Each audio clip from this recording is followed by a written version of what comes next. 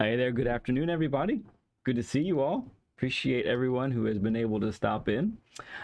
So let's real quick, we'll do our typical hellos to everyone. Philip Moore, you have dominated the beginning of this stream. Appreciate you stopping in, friend. You definitely get P1. There's no doubt about that.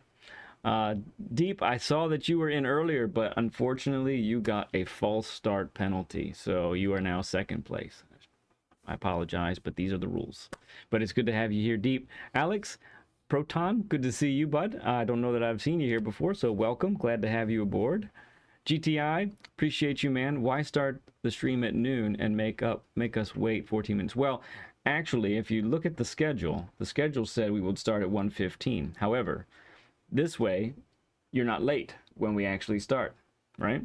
Now you get to see all the beginnings right away. This is the best. It's the best of both worlds, is what that is. Nielsen, good to see you, friend. Vizaric, awesome to see you, bud. Luis, good to see you, man. Appreciate all of you being here. So with that said, let's go ahead and bring in our special guest today for Learn with Lead. We have in our midst the one and only Skelle GT. How you doing, friend? Hello, everybody. How are you guys? I'm good. I'm excited for this. Yeah, for man. Sure. Yeah, good to have you here. I meant to have this ready earlier. I need to get your channel up, and this is now going to take forever, of course, but that's okay. It's great. You know, when we have these Learn with Lead sessions, when I started doing them, I never really thought of doing fellow streamers. It was more like a in the realm of, you know, subscribers and that sort of thing. But I do think that, you know, it's neat that we get to be able to do things this way as well. And, you know, we introduce communities together and that sort of thing. So it's great to have you come along and be a part of the stream today. So you let's get to know you a little bit here. So you're a member of AHR, correct? I see AHR all over your sweet looking livery there, which I gotta say looks awesome. Do you do your own liveries, or do you have someone else? No, do? I don't make them. There's a guy Rogue in my crew that does them for me. Okay. So yeah, very lucky on that part, because if I had to make them for all my cars, Right. I would need some time off for that. Right. He puts a Right. lot of effort in them. Yeah. Gotcha. Yeah, it looks sweet. I love the black, the red, and then onto the white and the different Yeah. elements there. Exactly. We're all getting a Exactly. pretty with you right where you are right now. We're all getting a pretty good look at it. Very cool. So, how long have you been a part of AHR? I think it's like the third month. Okay. I got into it because I got called in for the 24 hours Nürburgring session. I had to do a stint of like 2 hours maybe. And yeah, I was racing a little bit more back then. Okay. So they said like, hey, you know, put in a time. We'll see if it gets close to ours, and then maybe you can join. Yeah. Gotcha. And yeah, I got it. Understood. 1 second, friends and Skelle. 1 moment. I have to turn a light on that I forgot to turn on. 1 moment.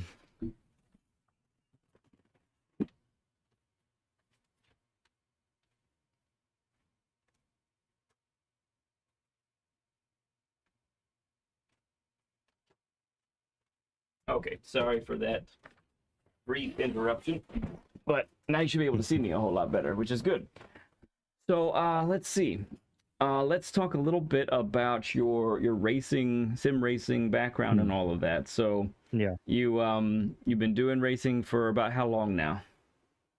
I mean, the real competitive side of the racing. Yeah. I think maybe a year and a half. Year and a half now.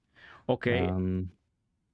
And walk us through a little bit through like the equipment that you've used. Did you start on controller? Yeah. I generally had the first Gran Turismo 3. It was when I was a kid. Just a controller. I moved more with my controller than actually in the game. Right. But yeah, and then I never played it again because as a kid I kind of got a little bit frustrated. Sure. That it didn't work. I was only 5 at the time, so yeah.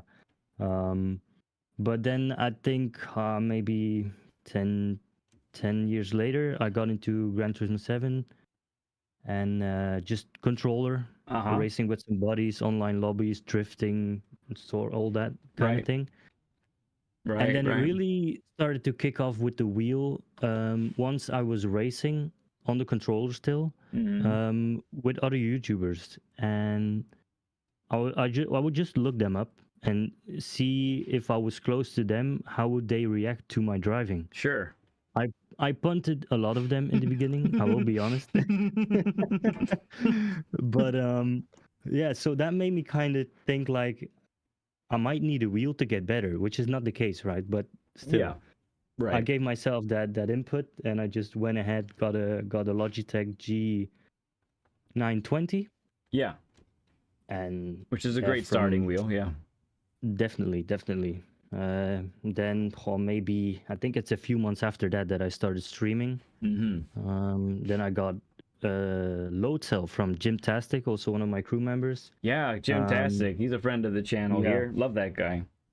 Yeah, he's man. He basically gave me that load cell, paid for everything.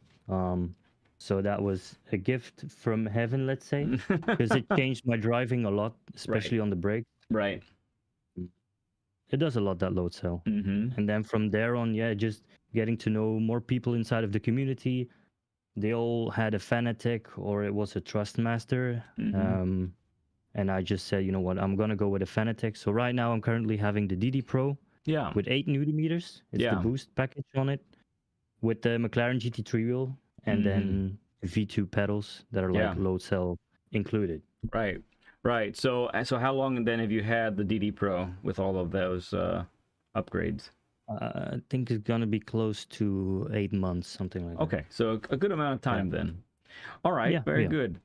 Just as a reminder for everyone, Skelle has he does have a channel. He's actually not too far from the 500 mark, and so we are trying to get him to as close to that tonight as we can. So the link to his channel is pinned to the top of the chat. And if you wouldn't mind just hopping over there, giving him a sub, and then hopping on back, that would be fantastic. Or you could wait until I'm done driving and see for yourself if you like it. If you actually want to, nah, just sub. Yeah. I got to watch. Well, I didn't get to watch it live, but I did get to watch about half of one of his streams in preparation for this, and I gotta say, it's a really enjoyable time. You're a funny dude, Skelle. I'm not gonna lie. Like you make it pretty entertaining. So I really liked it. Looking forward to some more in the future if I can swing it. Yes. Perfect. Thank you. Yes. BL says, don't forget to hit that like button. We do it for the burgers. We absolutely do. All about the burgers here. If you don't know what that means, just wait a little bit longer. You'll figure it out. Great. So tell us then, let's talk a little bit before we start going around this track. Tell us a little bit about your sport mode journey. You've been doing this competitively and you've been doing the dailies for a while now. Yeah. Right now you fluctuate between a high B and a low A. Now that requires an asterisk, everybody, because Skelle is riding and driving with those fast boys over in the European side of things, which they are typically, I think overall, at least at the higher end, I'm finding that they are about half second to maybe 3/4 of a second quicker than us in the US, just in general, as far as like class to class. That's kind of what I see. So yeah, that's like weird to me. That's very weird to me. Well, I think the competitiveness over there is wild. So a high B to low A over here in the US is one thing. A high B to low A over there is a complete other thing, in my opinion. And so, you've definitely gotten pretty quick, but you've kind of plateaued recently, correct? So what was it like to go through the journey through sport mode, get to A, and now you've gotten you fluctuate back and forth a little bit. What's that been like for you? So the thing was, once I started doing daily races, which I haven't done any time before I went streaming, I was doing these daily races. I didn't know about ranking whatsoever. Yeah. I just played, Right. and my wife sat next to me, and she said like, "Hey, man, you're doing like top threes, top five every race. Like, Mm. shouldn't you be streaming it?" Right. So that kind of got me into streaming Wow. as well. The wife had But the idea. then, Nice. yeah, but then I was like, okay, let me look up how everything works. So yeah, I was just beginner rank. I got fairly easy to a B. Yeah. Still with controller. Okay. Interesting. And from there on, it was I was kind of stuck for a long time because then I switched to a wheel as well. And then I think I was like 4 months in B, Yeah. and I got to A. But yeah, it was always on the verge of getting back to a B. Mm-hmm. However, the experience was, I think, very nice in my opinion. Yeah. I've heard a lot about the punting and not fair racing. Sure. I haven't really experienced it that way. But then again, I haven't played the game that long. I mean, people have been playing it since start, and Yeah. I can get it. After all those years, it's kind of getting repetitive whatsoever. But for me, it's Certainly. Yeah. it's always something new for That me. makes good sense. That makes good sense. I like that. Um, Real quick, want to say hi to G, who just came in. Good to see you, friend. Appreciate you. He ordered a burger. Give that man a burger, everybody. Give him one of the burgers, please. So we have what your I think your description there is pretty common for a lot of folks, as far as what people end up dealing with and that sort of thing. So it makes it pretty relatable. So I appreciate you sharing that. I think that when it comes to the other drivers on the course, it really does become it becomes you can either focus on what everybody else is doing to you, or you can focus on what you can control, right? And I do Exactly. find that it's a whole lot better if you just focus on what you can control, and the stuff that you can't control, what are you going to do about it, right? Exactly. You're not going to fix it. You're not going to change it. No. If somebody messes you up, whether it's on purpose or by accident, and they wait up for you, great. That's wonderful. I mean, you still got messed up, right? Doesn't they can't? Exactly. Yeah. There is no retry button in the middle of a daily race, right? No, there isn't. No. Yeah. You just got to get over it and continue. You do. So I think I appreciate that mentality you have there, and I think that'll do you very well. Real quick, want to say hi to Raven T. Good to see you, friend. Appreciate you being here. So I think we'll go ahead and get going here. So Spa is a great course for Learn with Lead, because it does have just about a bit of everything. It's got hairpins, it's got chicanes, it's got slow corners, fast corners, and so I think we'll be able to see a lot from this. But let's go ahead. We're going to take the time, and for those of you who are new to Learn with Lead, we take this pretty methodical. We don't rush things here. We want to make sure that we understand what we're doing on every corner. And if you end up going through, if you end up watching this and you say, you know what, I'd like to do this too, you can friend request me at leadpencil2017, which you see in the chat there. You can also join our Discord and message me there. Whatever you do, just make sure that when you message me, let me know that you're interested in a session, and I will put you on the list, my friend. Okay, Skelle, let's go ahead and have you take the lead here, and let's walk through each of the corners and tell me what it is that you're trying to accomplish in each corner. So when you're ready, friend. Okay. First of all, you give gas. No, I'm kidding. Sorry. That's okay. Hey, let's get it. Let's get it done. I like the fundamentals. Don't skip over the fundamentals. So first corner for me. Yeah. It's gotta be around here that I'm braking. That's pretty late. Okay. Here I'm braking. I think I shift down onto first to really take it on the inside here. Mm-hmm. Once I'm at the apex, I hit second. Yep. And then I give it like maybe 50% throttle until I'm straight to go for the end on the left. Gotcha. Okay. Then I just flat out. Yep. I'm just Excellent. gonna do slow pace here. Yep, that's right, and that's good because our tires are in the 20s right now. Yeah. So very cool. Yeah, and then Eau Rouge is just flat out, but Yep. taking it all the way to the left. Yep. And Bringing then it it's back like in. kind of lifting the wheel. It's strange how I say it, but it's like lifting the wheel so you can make the right turn and then go over here on the left side as well. Okay. You go flat out on this one. Good. Philness, good to see you. Rob, good to see you as well. Appreciate you all being here. And then, here on the left side, I basically brake where the curb starts on the left. Okay. So around here, I brake. Yep. I go to second just for that small rotation to get it on the curb here. Go to third again. Okay. Third again. I give it gas. I leave the throttle off, let the car turn, and then go back on my accelerator. Now, let me ask you right there. You were about here on the track. Is that how wide you're attempting to go? Or are you trying to be a little narrower than that? I'll try to go narrow. Yeah, I basically try to hit the curb as much as possible. Okay. However, on this turn, so I lift the throttle before I go to the right. I like Stick it in third. Yeah.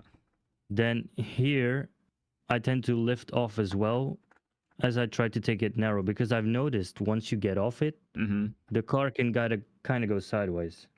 It can, yeah. Especially that curb is a little bouncy, and a lot of cars will get very unsettled in that spot.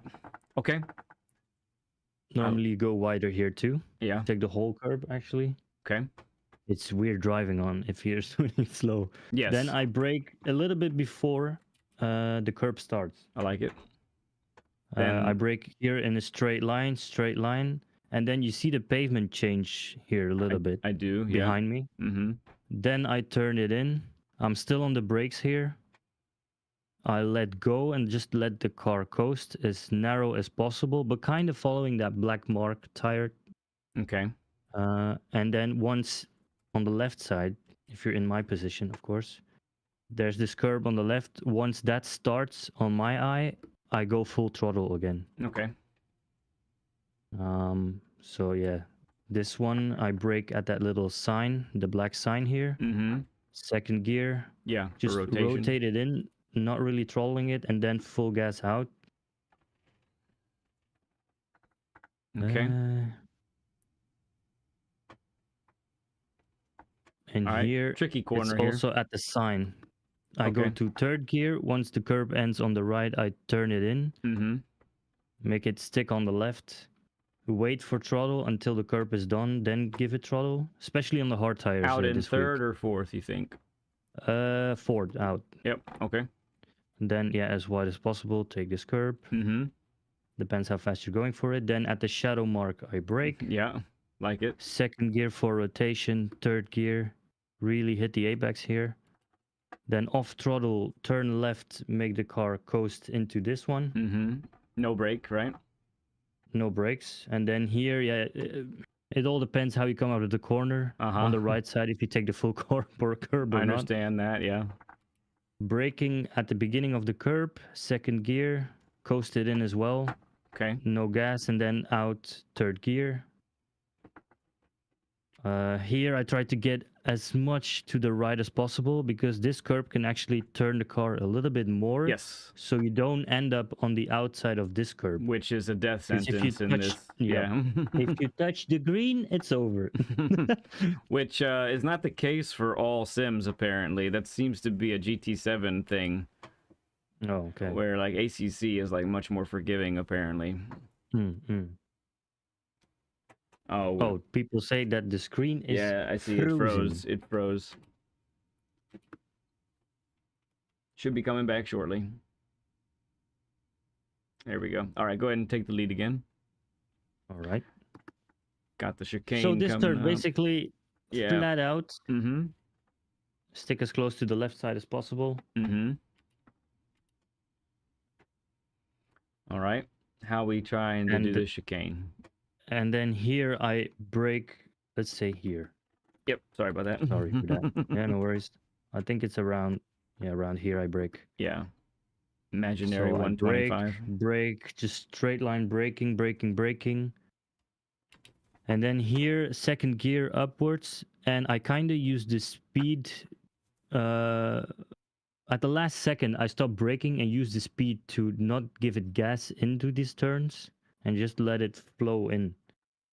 Because I Okay. noticed when I put too much gas on it, it wants to go not the way I want it to go. Got it. Okay. All right. So I like most of your lines and all of that through there. I think that when I watched your stream, I noticed all your lines are very very precise, very good. And Okay. and I don't know. It is. Let me ask you a question, Skelle. Is there Yeah. anything that maybe you have noticed before I say anything? Is there anything that maybe you have noticed that makes you understand? I'm not as fast as so and so because I'm not doing such and such. Is there? So Yeah. oh, Go the ahead. problem that I'm having is um, exit speeds. Mm-hmm. I mean, I can explain to you this whole track and be like, yeah, you need to brake earlier and then come out faster. But like, if I do it, it doesn't work. And then I just sit here in my rig thinking like, is it my brake? Do I need to adjust my brake? Do I need to get another Fanatec Extreme whatever? Right.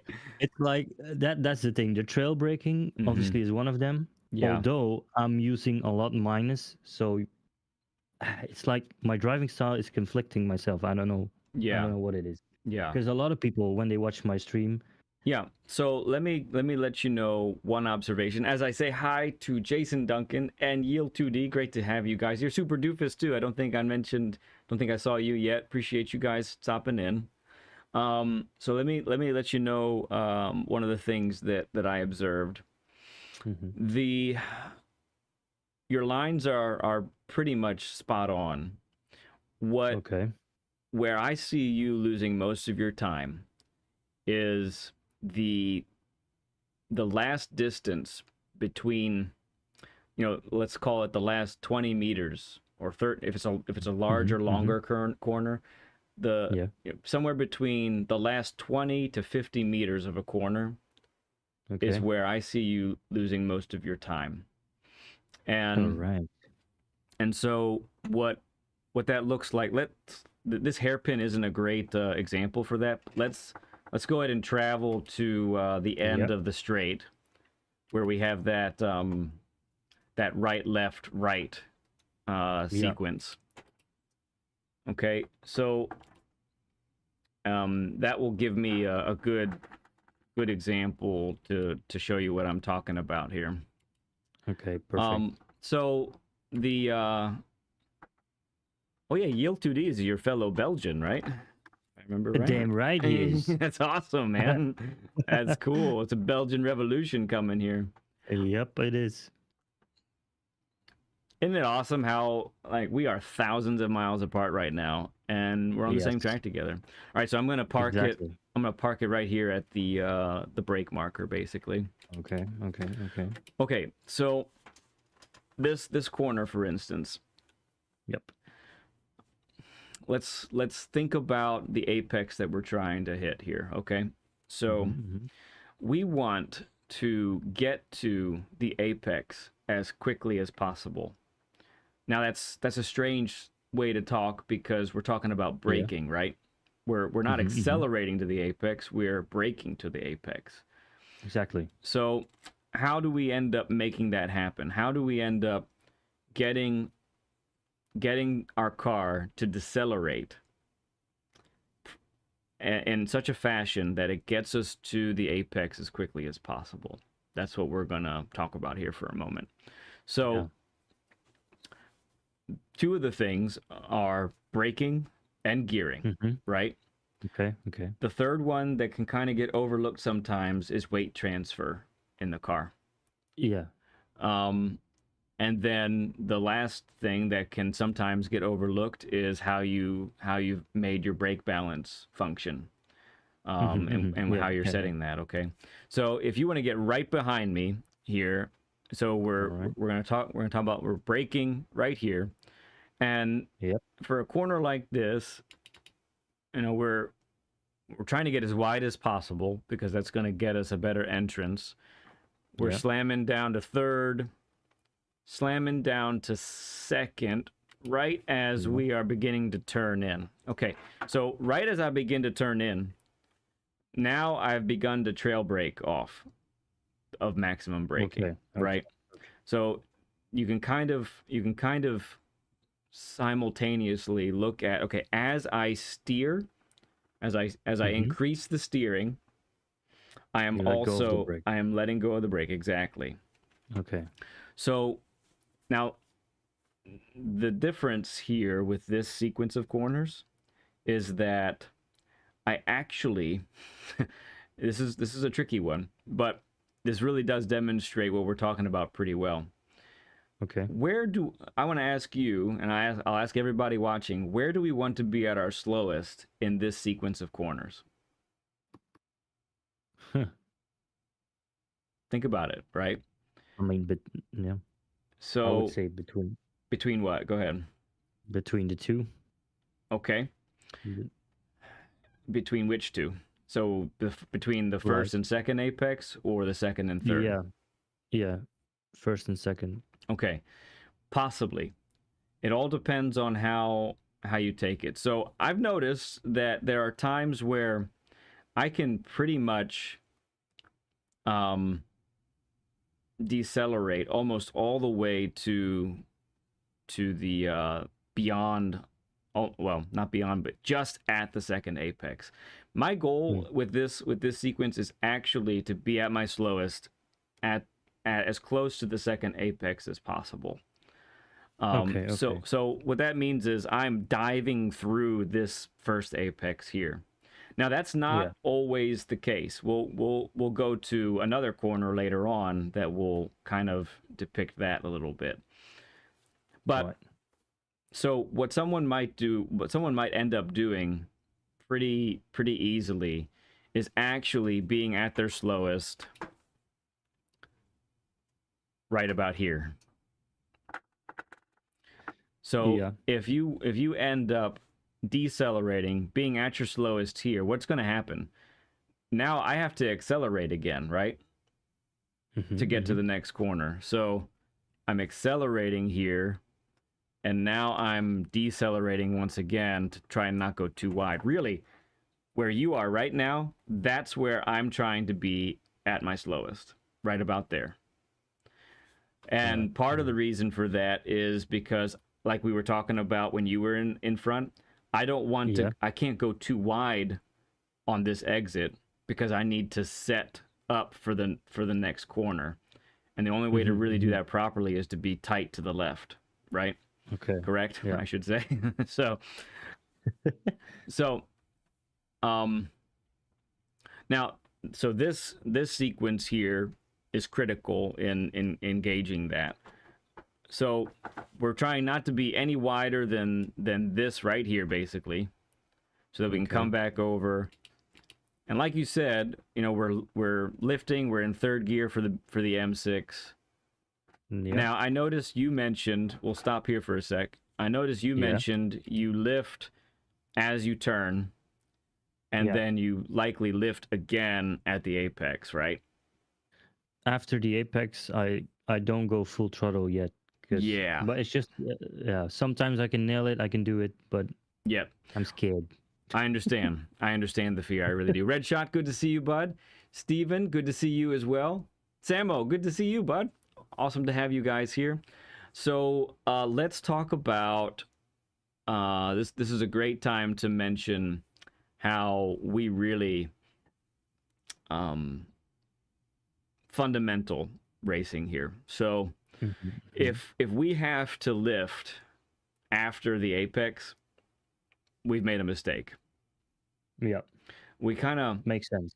We have to look at that as a cardinal sin. This is morally wrong, okay? And I will say, so one of my notes here from watching your stream is you end up fluttering throttle after the apex, and it's killing your exit speed, is what I have here. So that's, you know, that's fine. That already explains my problem that I just talked about. Yeah. That I cannot keep up with the exit speed. Yes, exactly. So bad exit speed or having to lift after the apex is all about how you've entered. It's all about how you've entered, right? So that's part of why we're focusing on this part. Now, how do we get from braking to the apex? How do we get to that apex as quickly as possible, having the car rotated as necessary, and make the corner, right, without having to lift? We want to be, so for example, I agree with lifting in this this corner that we're at right now. Okay. But it's got to be one lift and then back on it. That's it. Right? Yeah. One lift, then back on it. And ideally, I want to be back on it by right about here. Already? Yeah. Okay. Yes. So okay. So now, again, execution is a difficult thing, especially with the Group 3 cars, especially if you clip too much of this curb. It's going to throw it, and you'll probably have to lift because your car's about to spin out on you. I totally get it. But I'm just talking about, you know, objectively. What are we trying to really, really accomplish? We need to accelerate at the apex, no later than that. And in many cases, we should be accelerating before we get to the apex. Okay? Okay. That's what I want. I want to ingrain that in your head. Okay. Okay. Man, I'm gonna be so fast after this. Well, let's see. So we're talking about it now. You know, when we get to a little bit later on, when you try and implement it, it's going to be a different feeling. Yeah. Okay. And and depending on how different it is from how you're used to driving, will basically dictate how long it's going to take for you to get used to it. that's really the case. But you have the tools to get it done. You know, you really do. You've got the tools. I see your racing lines. I've watched you race. It's there. It's just going to take a little bit of tweaking. Okay. We just need to awaken it. Yep, we need to awaken it. Okay, so let's then this next hairpin is a great example of it too. Now, I'm gonna stop at the braking point here again. Yep. So, you mentioned going pretty wide, and a very wide entrance that then narrows up, right? Yeah. So I'm gonna disagree with this line a little bit, because I do believe that the fastest line for this one is a double apex. Keeping it as tight as the car will allow you to. Okay. Yeah. Okay. Really get what. Yeah. Yeah. The reason being, if this was a banked corner, I would say your line is a whole lot better. But the camber of the corner is actually negative. It's stupid. I hate this corner because you're actually the track is actually sending you. It's not helping you whatsoever. And so a banked corner 180-degree turn is phenomenal for the type of entrance that you were talking about there. A lot like Banky Boy at what's it called? That's not Kyoto. That's Autodrome, Lago Major. Yeah. Banky Boy, Lago Major. That one is super like what you were talking. That's not even 180 degrees. No. Thank you, Otto, for the like. RHK, appreciate you stopping by, man. You have a good one. We'll see you later. Appreciate you, friend. Okay, so what this looks like then, if you have a double apex, the key for a double apex is where am I supposed to be at my slowest? Okay. So if you look at your racing line as a U shape, right? Yeah. If you look at it as a U, then you need to be at your slowest at the bottom of the U. Okay. All right, so follow me nice and tight here. I'm going to take it really slow. Yep.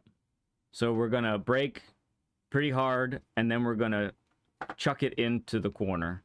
And we're going to clip this first apex, okay? Okay. Okay. as close to clipping it as possible. Our momentum Okay. will send us out a little wide. I'm gonna stop right here. Yep. Guess where we're at?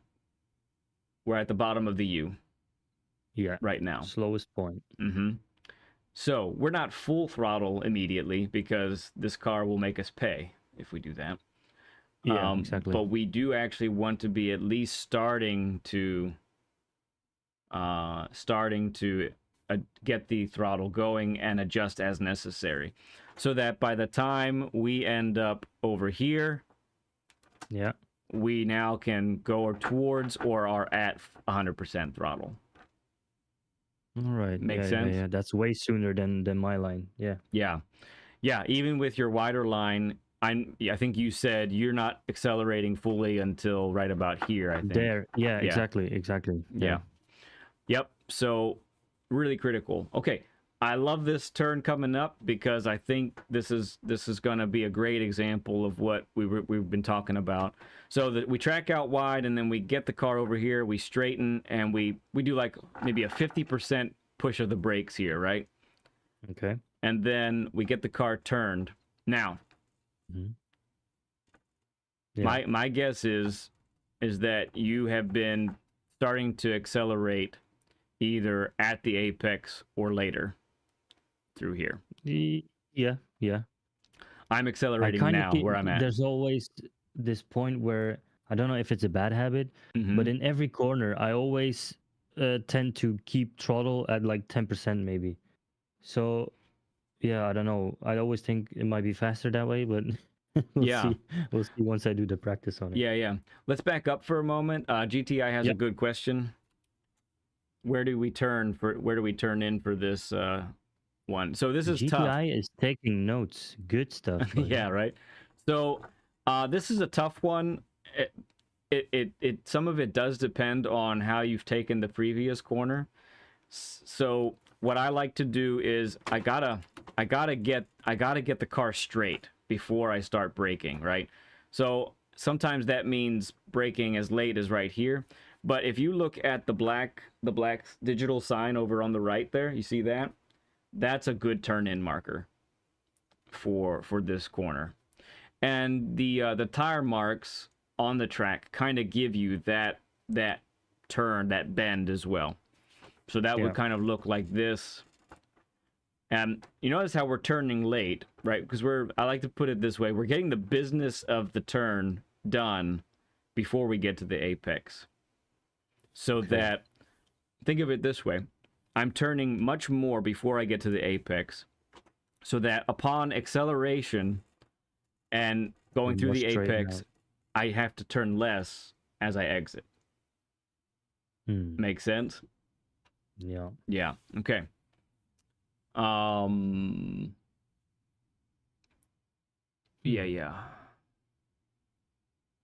Yeah, it's true. It sure is, G. It's hard to nail, for sure. Okay.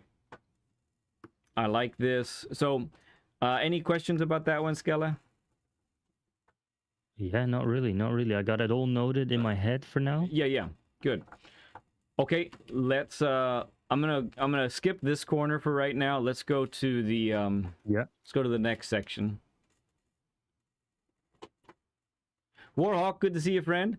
30 likes. That's a 30 burger. Thank you, everybody. Appreciate you for the 30 likes. 30 plus likes now.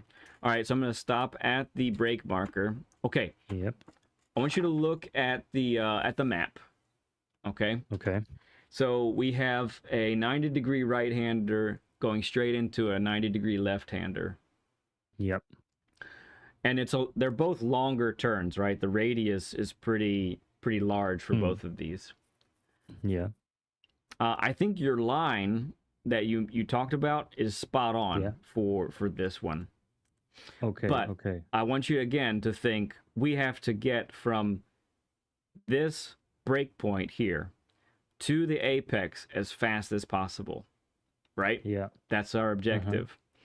Yes. Okay, how do we accomplish that? Well, so let's bring in a couple other elements now.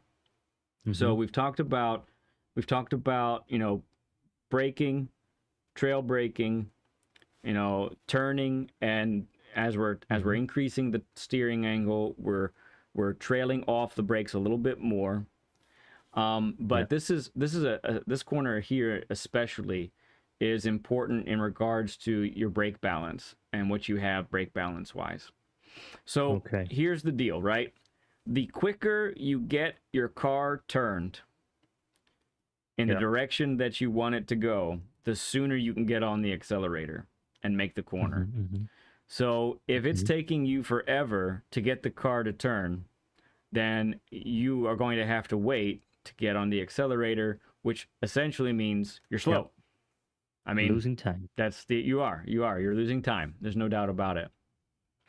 So when you have brake balance to the rear, it is helping the back end of the car to rotate under braking.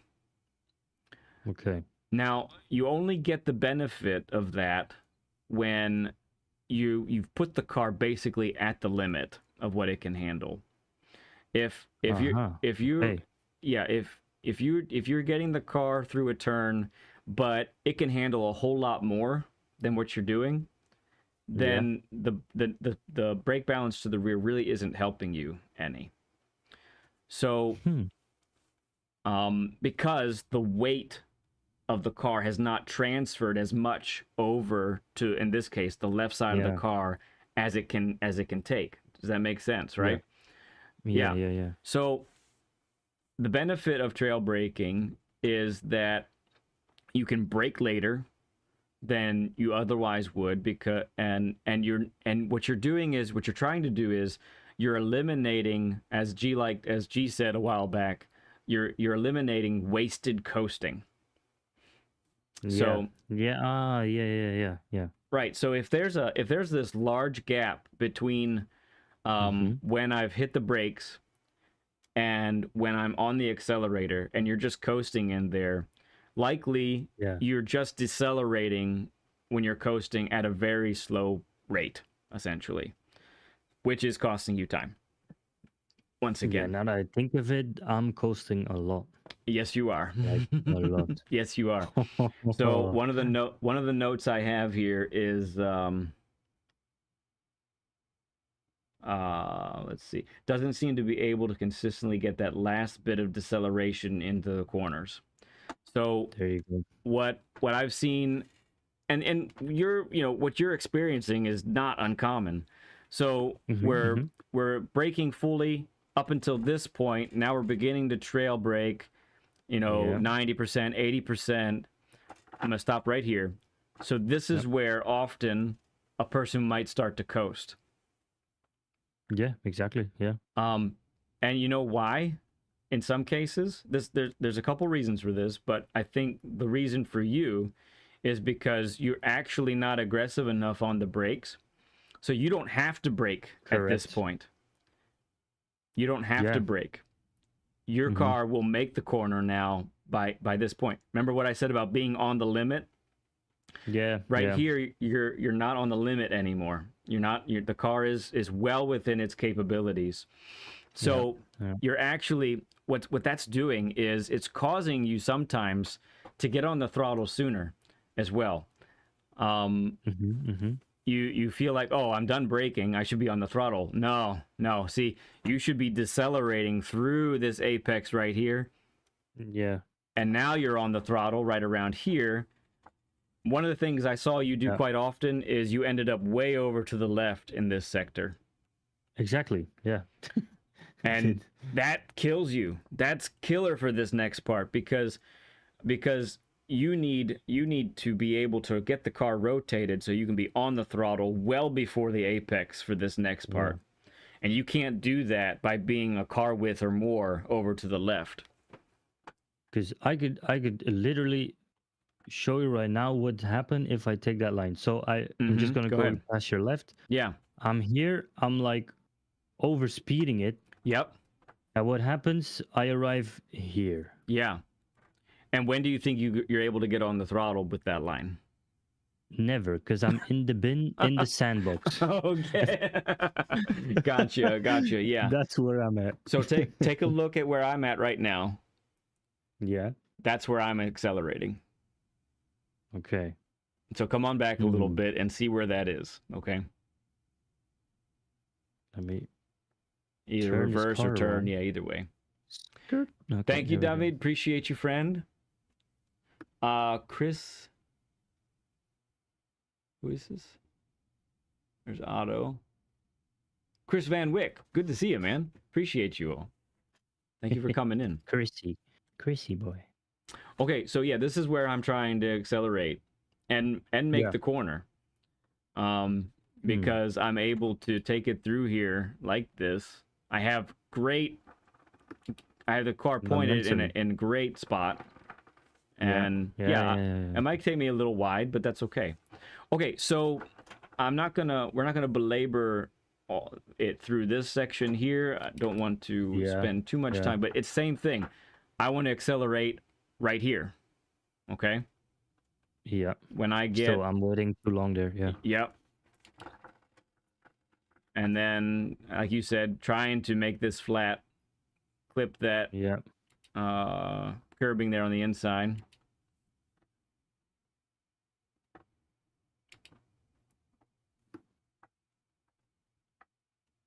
Okay, so we'll talk about the chicane because it's a tough one. Yeah.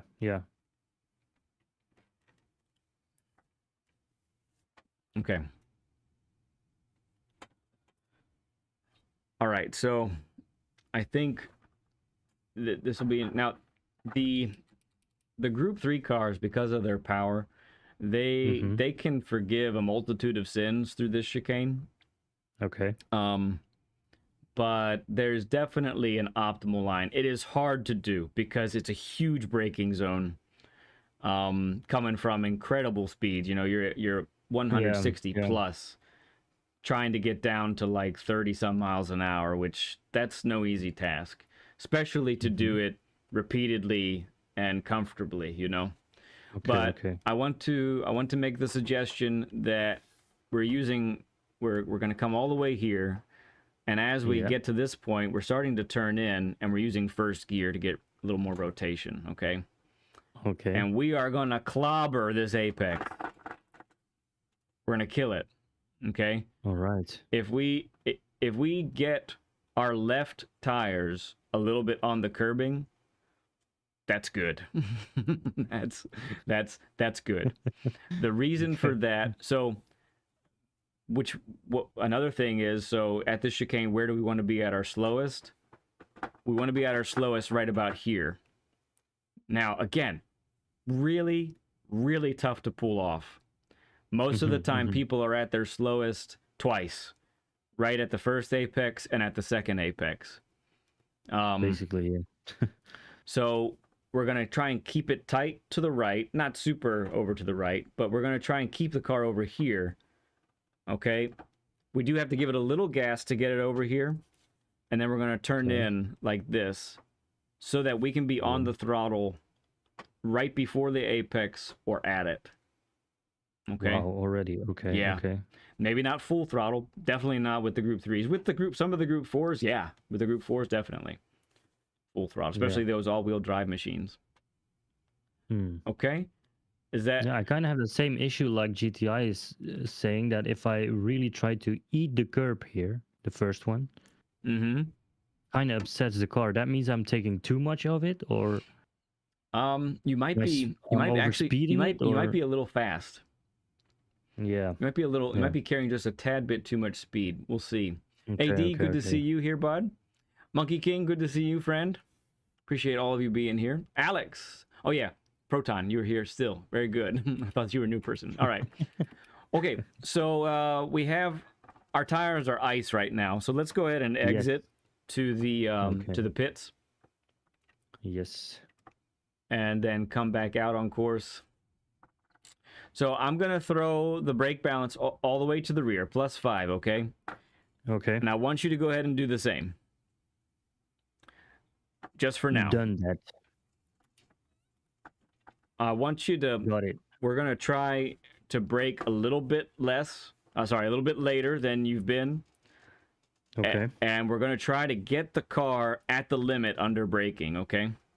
Okay. Some of this might feel a little weird. And you also might spin and crash. But that's okay. Beautiful. In the meantime, I'm going to be your ghost. to try and Okay. follow. I'm not going to go full speed yet,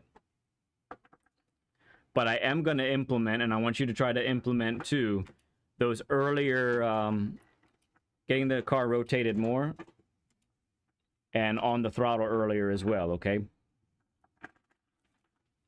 Brake, 50%, get it turned in, third, on the gas, here we go. Yeah. I already see what you mean on that one. Uh-huh.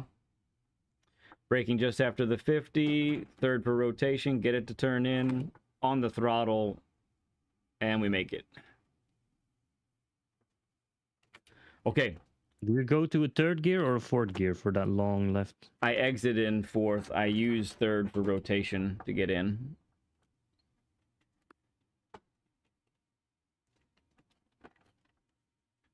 Okay. Get the business of the done turn early. Of the turn done early.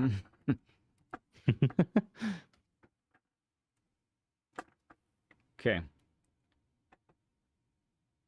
Tires are still a little chilly, but they're warming up some. Yep.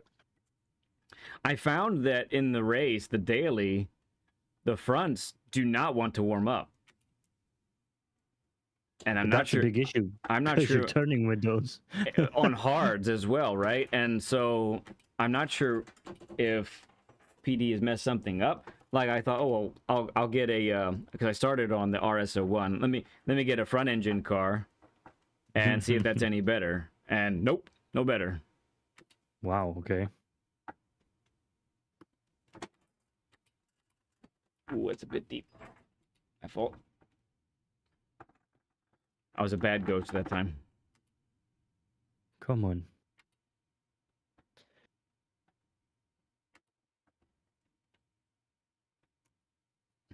Yes, I did, GT. I did it bad. I'll try to do it better next time. All right. Still, 80 to 90% speed here. I'm not really pushing yet. Okay.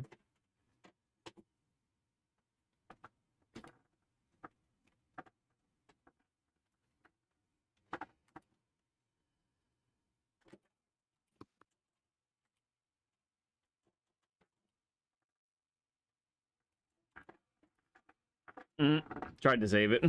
There we go. I heard that tire squeal for Yeah, its man. life. It was. All right, my tire's a little dirty, so I gotta make sure. Yep. Take it easy. I get a timeout. Okay, fair enough.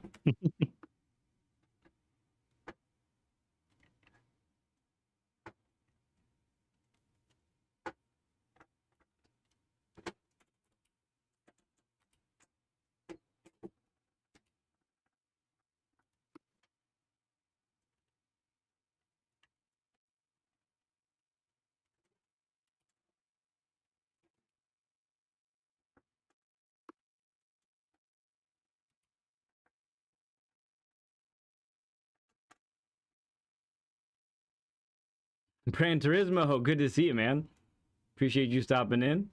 So at this point, friends, we're just trying to implement some of the new things we talked about.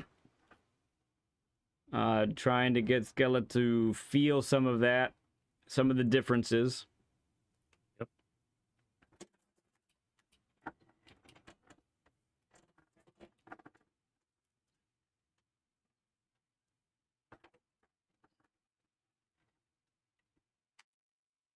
All right, I'm going to lead one more time. Let's get you a little bit closer. Yep. I'm going to try to narrate a little bit more what I'm doing. All right.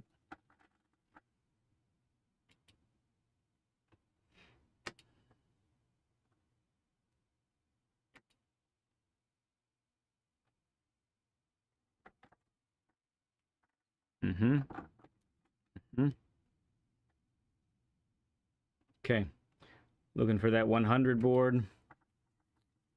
Going to turn in a little bit late, get the business of the turn done early, but really carry the speed through the apex using second gear for that rotation. Keep it nice and tight to the left, up to third gear, lift, on the throttle, out we go. Ooh, you're right there too. I like it. Dive into the first apex. First gear for rotation. Keep it tight as possible. On the throttle. Yep. It wants to do it again to me. Yes. Yep. Okay. All right, we're going to dive in with third here. On the throttle. Ooh, little wide. Okay. We got it. Yeah, we did. All right. Late apex. Downshift. Trail brake. Tighten on the throttle to third. Lift on the throttle again. Out we go, full throttle. Yeah. Get the business of the turn done here. Early. On the throttle at the apex. Up to third for exit. Out we go. Okay. All right. Get through this section. We'll do the chicane, and then we're going to have you lead. Oh, God. Okay. Lead the way. Lead the way. Lead the way. All right, braking at the imaginary 125. Fully braking. Ooh, I overshot. Overshot. Okay. All right, go ahead. Well, here goes nothing. Okay, so don't worry about me being behind you. I'm more or less just watching your lines. Okay. And what ends up happening is I can see where I might catch you and where you might be breaking away from me, and also where we might be even, and that can help me a little bit ascertain what's going on with you. Okay. Okay. So that's the purpose of this part of the exercises. Perfect. Ooh, dear. Trying to drink and drive, and it went off. Don't drink and drive. Don't drink and drive, friends.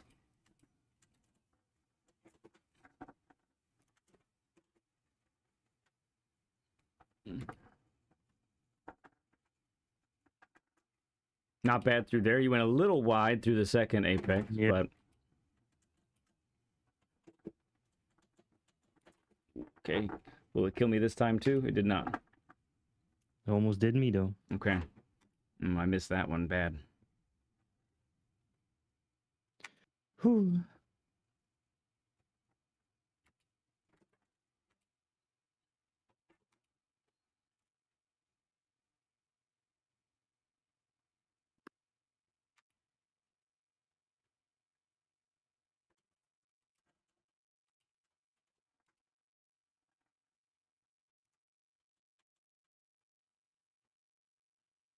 A bit wide there. Okay. Looked pretty good though.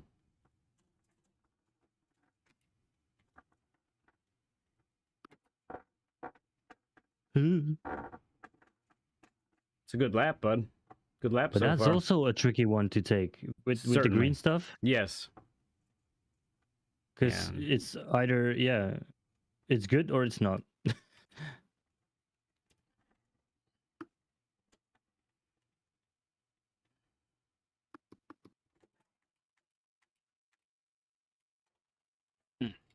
Cannot get the car stopped how I want there.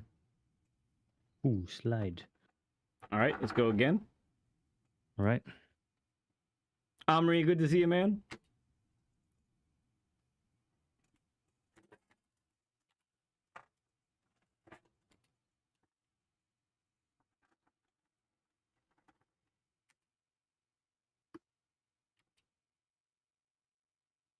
You got a 21.6. We want a 218. 218 or bus. Yep.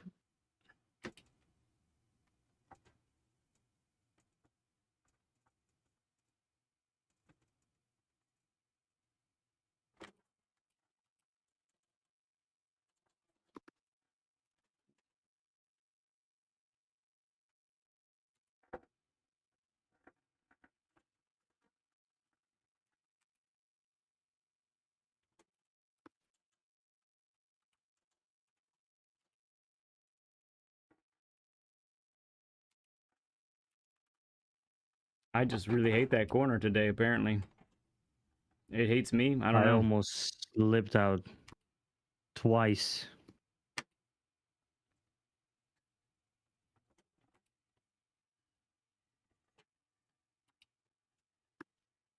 All right, when we get to the start finish, let's stop there and do one more.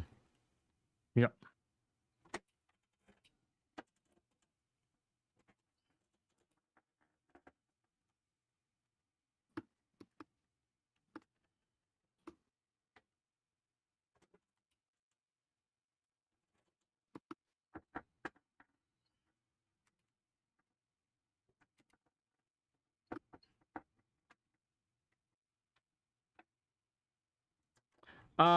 It looks like the GTR's the most meta. AD, Yep. that's what seems to be the case, although the M6 is at the top of the leaderboard last time I looked. So what that tells me is the GTR is the simplest to handle out of all of them. Yeah, that's a little better. All right, go for it. Yep.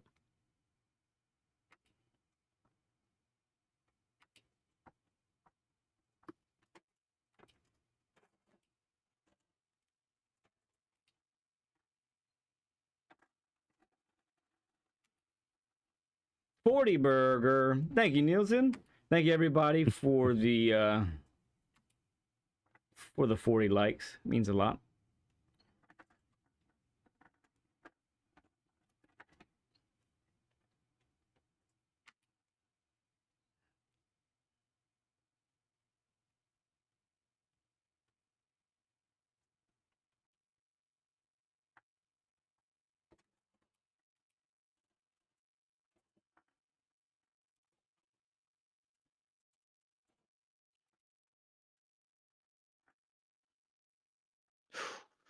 Little bit sketchy there. Mm-hmm.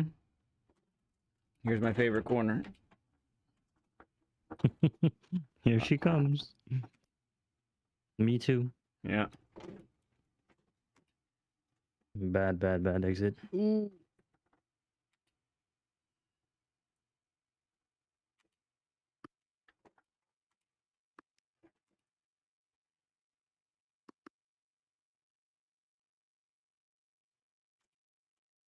Mm-hmm.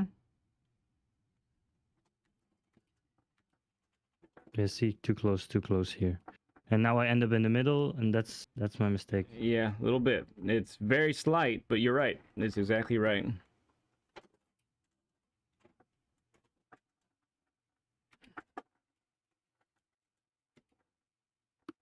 Oh, I see someone is saying no game sound. Really? Yeah, someone's saying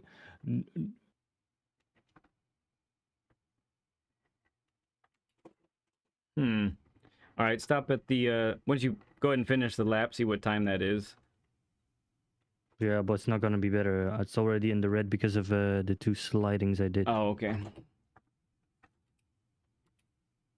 And we're not necessarily going for time, but No, that's no. Oh yeah, I see. Okay. Beep. No game. So Okay. that's pretty. Can you guys can hear? You guys can hear Skelle though, right?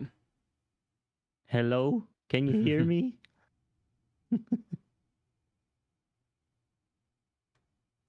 I think it's just game sound that doesn't come true.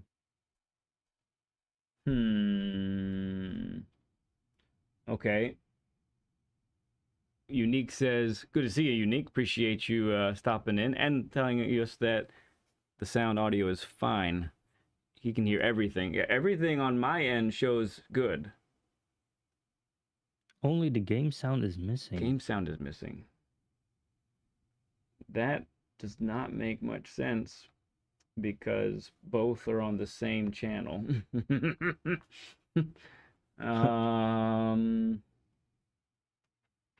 Can you try reset it or not?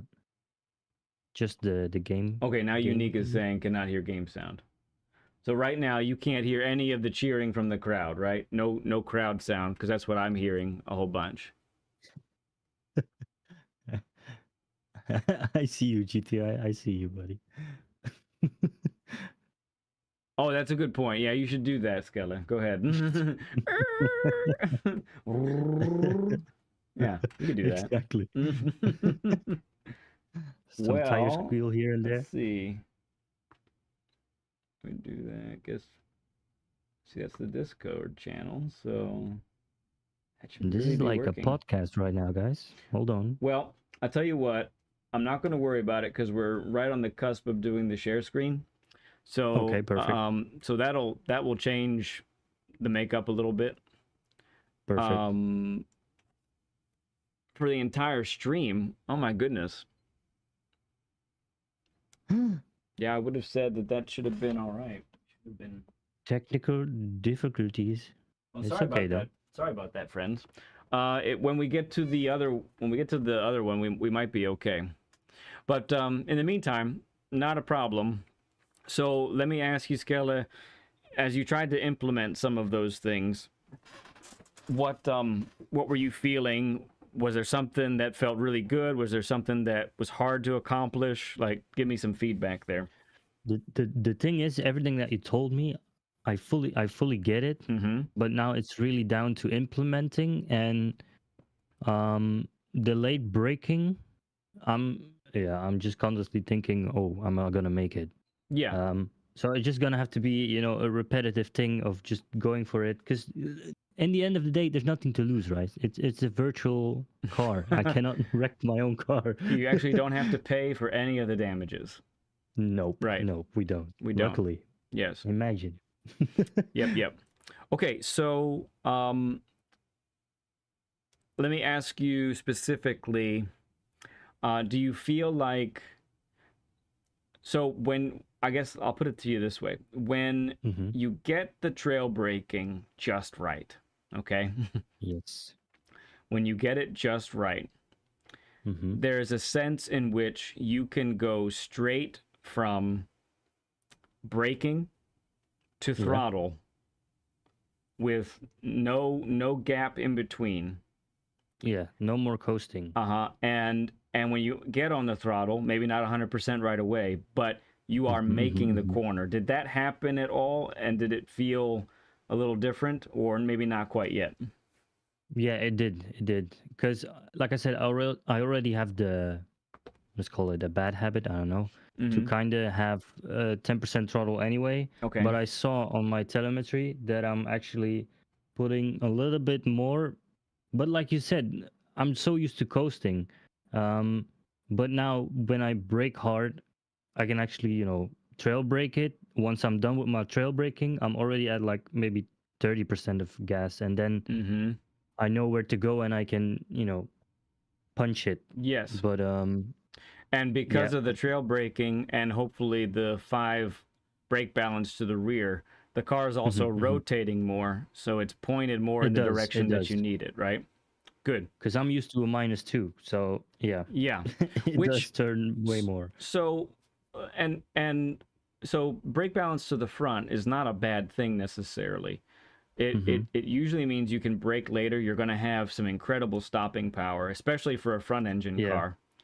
And that's been working for some people in the Group 4s with the all-wheel drive in the last, not this week, but in previous weeks, people have been going -5 for some of those races, which has kind of broken my brain a little bit. But I tried it out a little bit. It's like, okay, I see what this is doing. I have to drive differently for it to work, but I feel it. But then I'm thinking, how far is that realistic to the real world? Because I kind of want to keep it as close to a sim race than just using it as a little hack, for example. I think that it is accurate to the real world.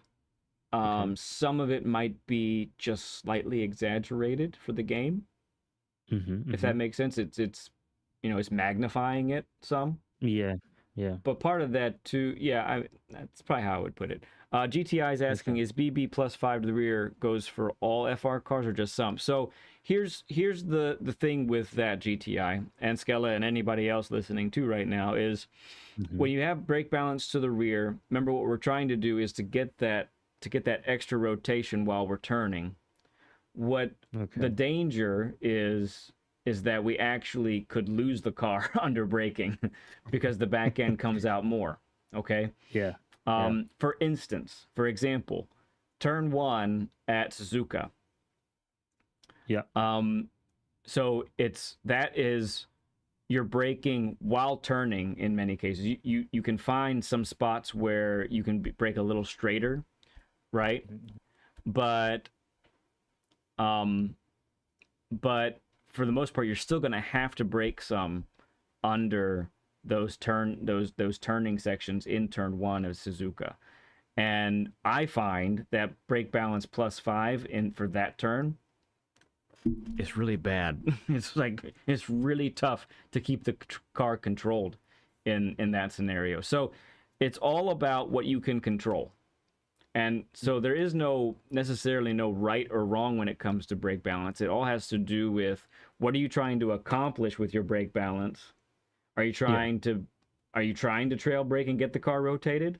Well, then you probably want +5, or as close to that as you can control, right?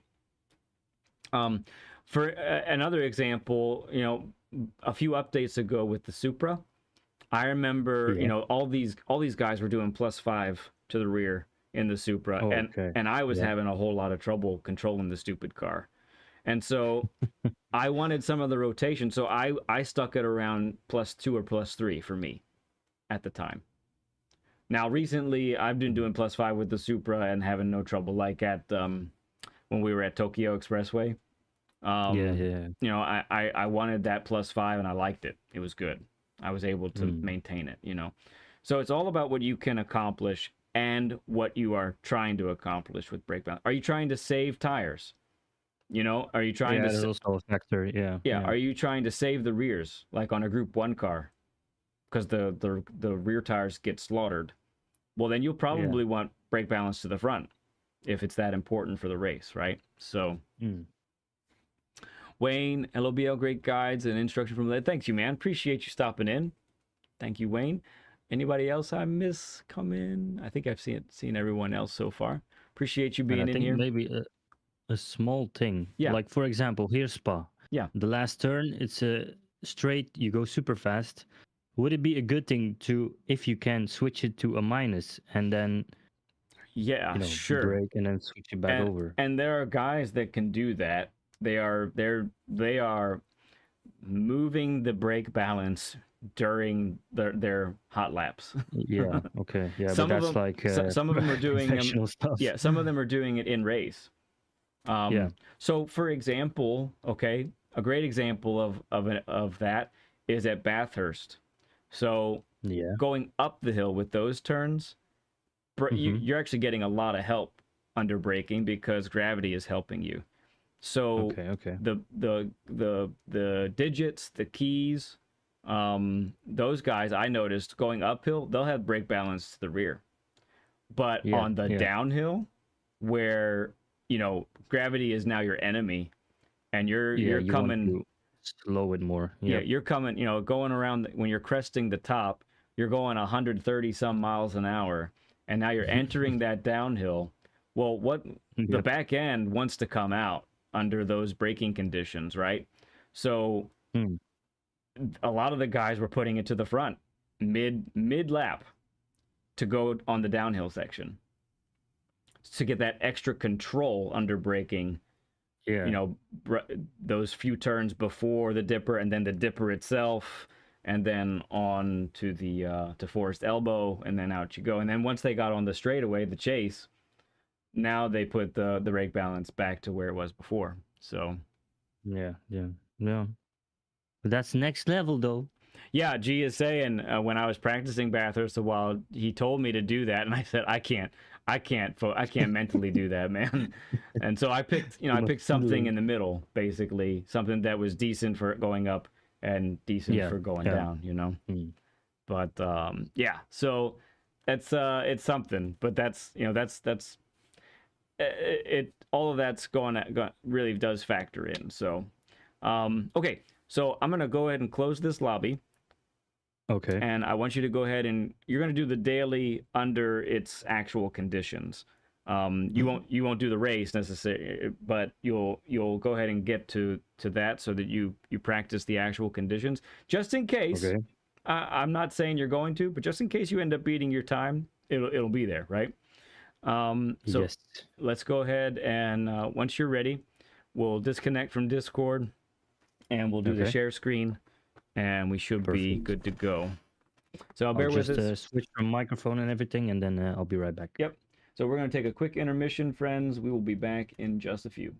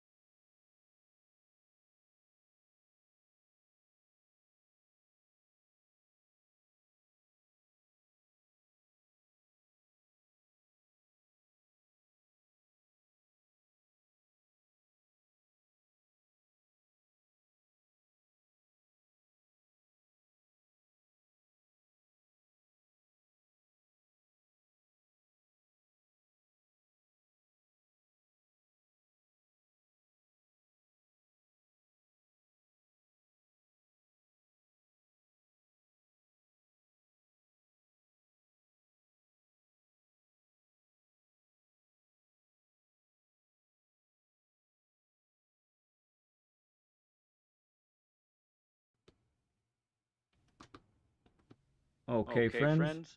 We should be back all good to go now. So we do have the share screen going on. We're seeing what Skelle is seeing. There actually is no game audio when we do a share screen, so that's actually how it's supposed to be. Don't never fear. That is the way it's supposed to be. Go ahead and get going, Skelle, and then once you're ready, I think everything looks good on my end as far as Someone saying echo, echo. echo. Oh, I think I need to hang on.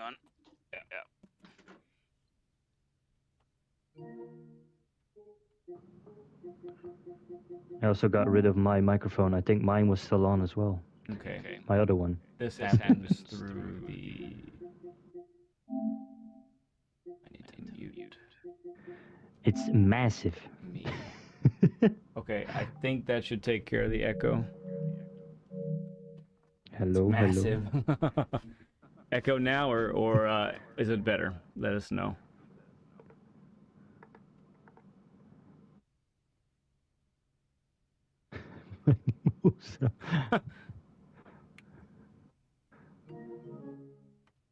Ah, gee, did it again. Okay. Better, no echo. Better, no echo. Okay. All right. Thank you, friends, for letting us know. Good Appreciate stuff. it. Okay. Plankton, how are you? Once you're ready there, friend, off you go. Okay. Off we go. I'm scared. Nope. You're in a safe place. No reason to be scared. This is why this is what we do. This is how we do it. This is how we get better. Okay. All right, so you got the +5 to the rear. I like it. Yes.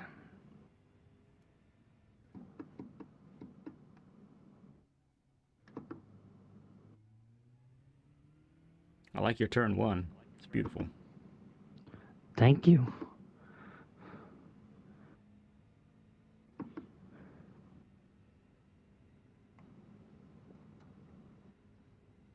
Mm-hmm.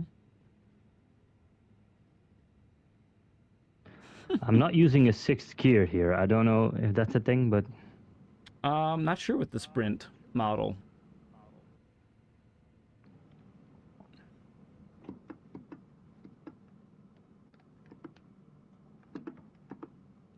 I like that. You hit 112 midway through the second apex. That was good.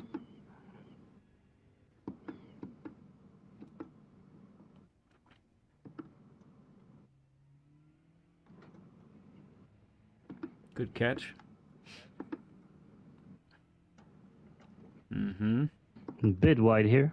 Yeah, but manageable. Didn't slow you up, I don't think.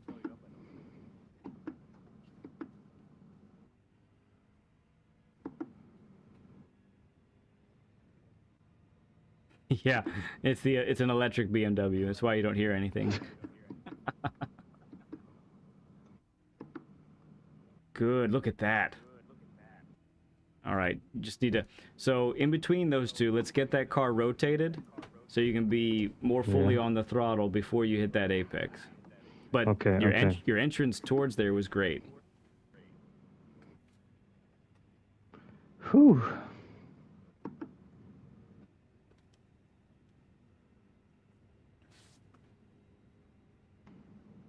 Now I just gotta eat the curb. As best you can. I was trying to do it too, and I only managed to do it once out of all our laps, I think.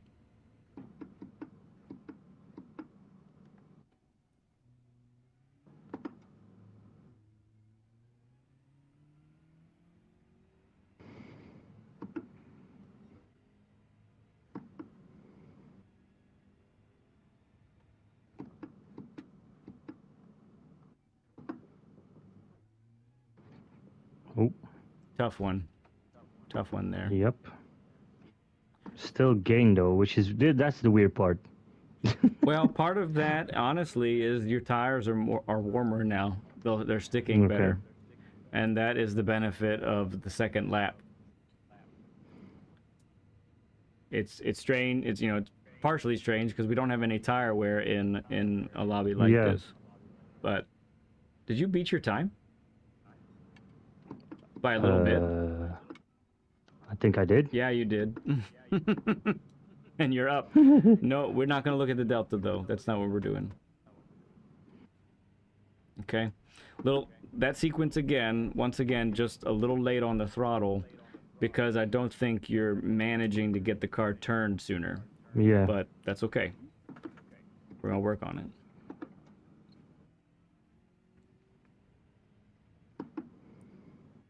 Yeah, GTI is he just beat his time without trying. And you're gonna slaughter it here if you keep going like this. But we're not talking about that. We're not discussing that. Whew. All right. Better. It was better. I just let the car rotate a little bit longer. Get the car pointed before I. Mm-hmm. Yep. Good. Okay. I'm liking what we're seeing. This is good stuff. And you were scared. Come on, you don't need to be scared. I'm always scared.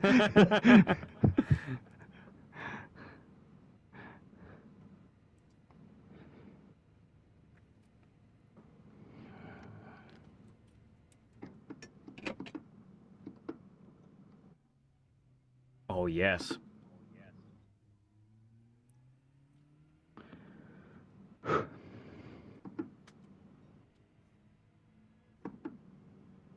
Finally, somebody is teaching him to drive like a goat. Dutchy GT, how you doing, friend? It's good to see you, man. Once again, really good exit there. No, that was way better. All right, so we're getting set up for the right, left, right sequence. Dive through that first apex. Dive through it. You're at your slowest at the second apex. Okay.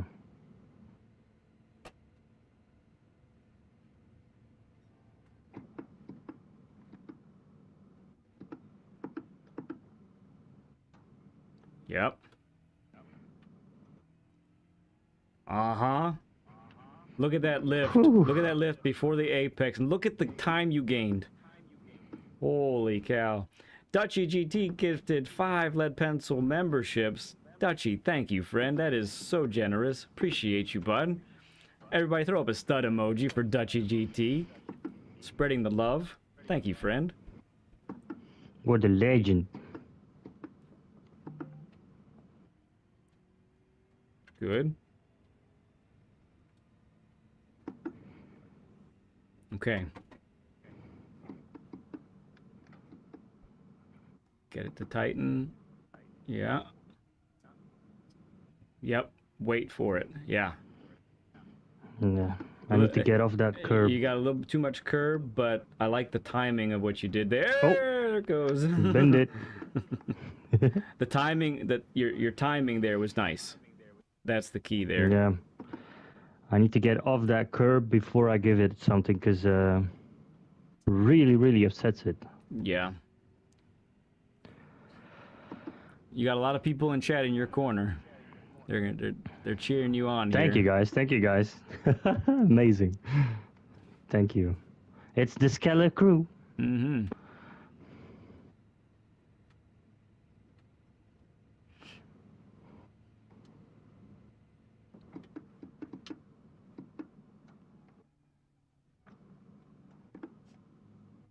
Yeah.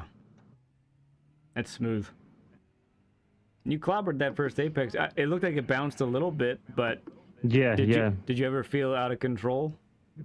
Not really, no. Yeah, okay.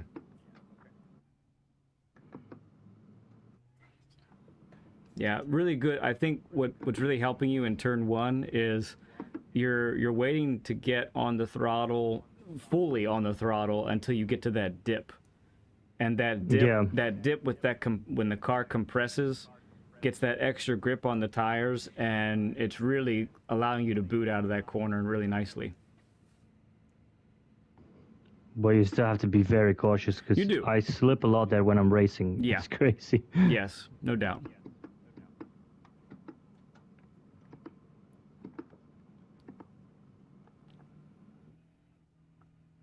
Yeah. Too much. It's okay. Ooh. Right. But so what ended up happening there, well, I'll let you go through this first.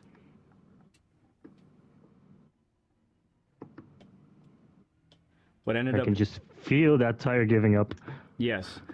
What ended up happening there was you lifted, and you actually you underestimated what the car could do. Which is why you ended up clipping the apex more than you wanted to. Does that make sense? So you could have turned a little bit later, lifted at the same spot, and made it without the bump.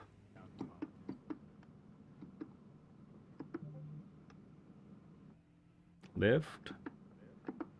All right, we didn't get the turn that we really wanted there. Good entrance, that corner. That's beautiful.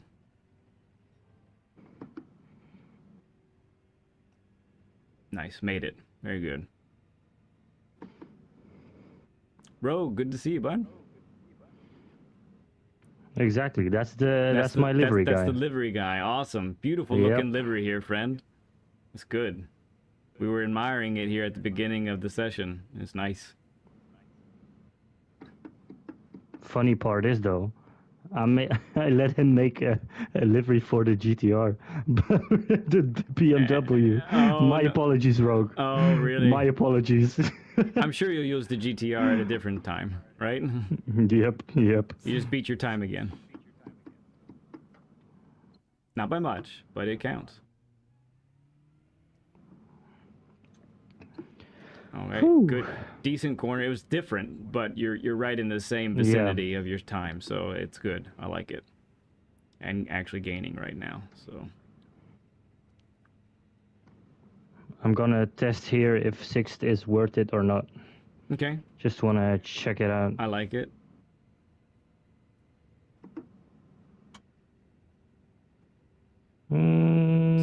Same. Doesn't seem like it. Yeah, just easy. All right, sacrifice a little more speed on the second apex. That was good.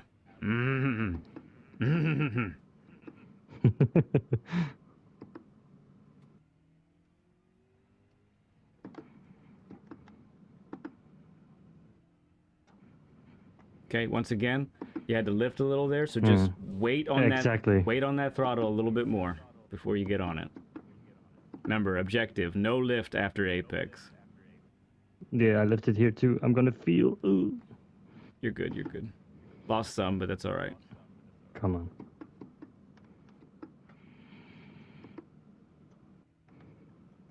Let it rotate. Maybe turn a little sooner, I think, for that one. I think that's what's causing you to miss that second apex there. Oh, a little bit off. Nice here. and wide. Get in. Yeah. Very brave. Ooh, Very brave. Barely made that one. It's very courageous of you. I like it. So I guess with the sprint model, no 6th gear. That's for sure. Yeah. Yeah, I think we've seen that verified because you were pretty much in sync with your previous time, and you didn't gain or lose really. Now you're taking the chicane better than I am now. Very nice. Come on. Kaboom. Yes. We're not done 20s. yet. Somewhere on the straight, let us see your optimal. Oh. A 0.4. Poof. That's 1/10 off of my time, I believe. Is that right? I forget what my time is. I can't remember if it's a 0.3 or what.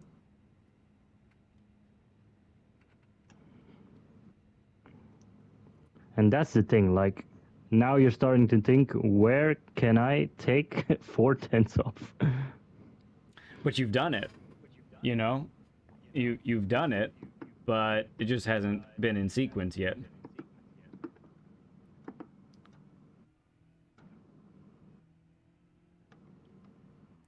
Scares me, man.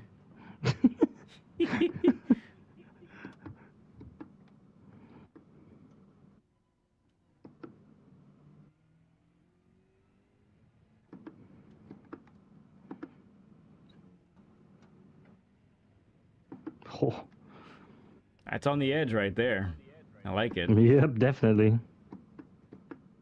I can break a bit later here. Now, this one. My nemesis. Yeah, it's tripped you up the last few times. Yep, let it bring you in. Good. Wait for it. Yeah. Ah, the curb. That curb gets me, man. So that was, it truly gets me. You did what I said. You turned earlier. It just ended up being a slight bit too early. Yeah, but I think I lifted too early as well. It's close, maybe. Boing.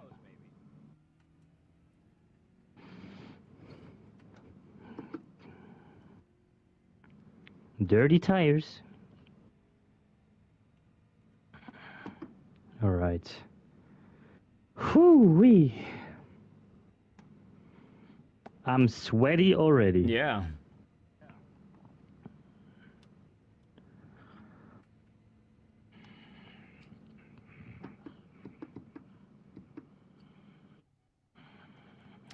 I kind of believe it too, G. I'm just not going to tell him that yet.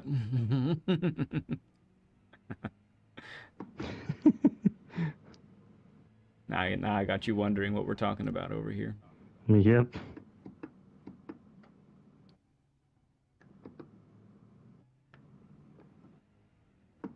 I think that would be a pen. I'm not sure. Can you go over that yellow sausage or not? That wasn't wide enough for a pen. Okay. I do have pens turned on. I think they're light. They're not heavy, but yeah, but this is the daily race lobby, right? oh, right. Duh. Yeah. I know when I am. Gotta follow the rules of the game. Yeah.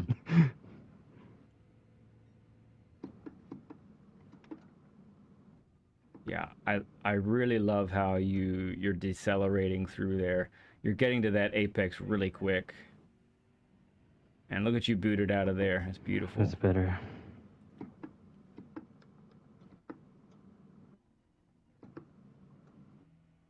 Don't do it. Don't do it.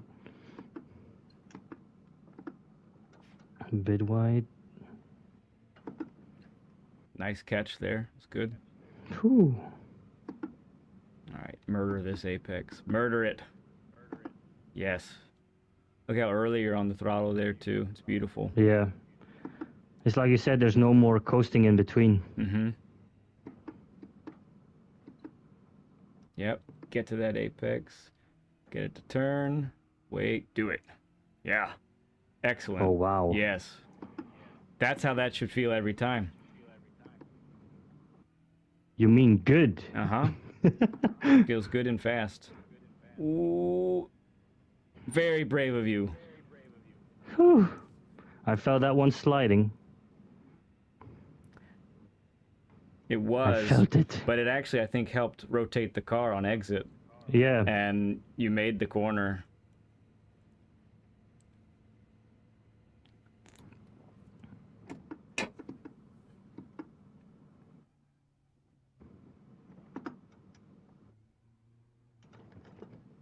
Damn it. Still a huge improvement. Whew. Just beat my time, you punk. I'm so sorry. Now, granted, I didn't do 7 laps even on this track when I did this Monday. Yeah, But nevertheless, excellent job, dude. And now I'll tell you Thank what. you, man. Now I'll tell you. I gotta thank you. I'll tell you what G said. He said he's got a 19 in him easy, and I agree. You definitely do. Yeah. Maybe not today. What's your? Yeah, maybe not today. What's yeah. your optimal now? Yep, 19.9. Yeah, 19.9. So it's there. It's there. GTI, LOL.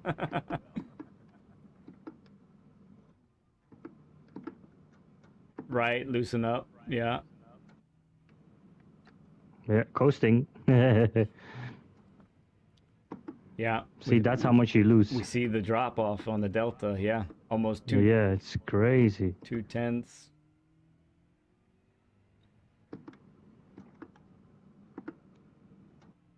Yeah, but I see it now. So this is, I can't tell you how much of a difference this is to what I was seeing on your previous stream, where you're getting that car rotated, the car gets pointed to where you want it, you get on the throttle and you work the throttle up to 100%, and then you're gone and you're making the corner time and time again.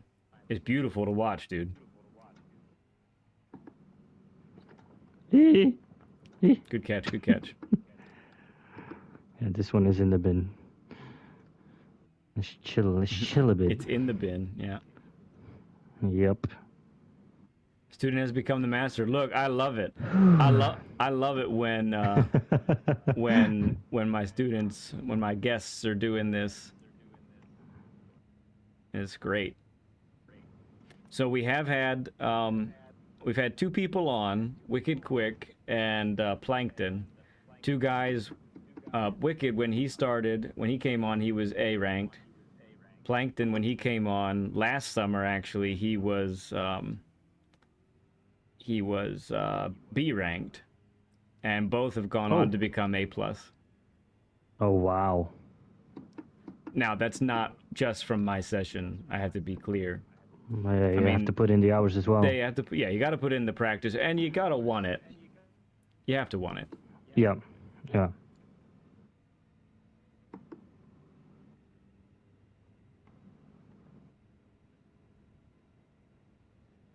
Right now, I think you want a better time.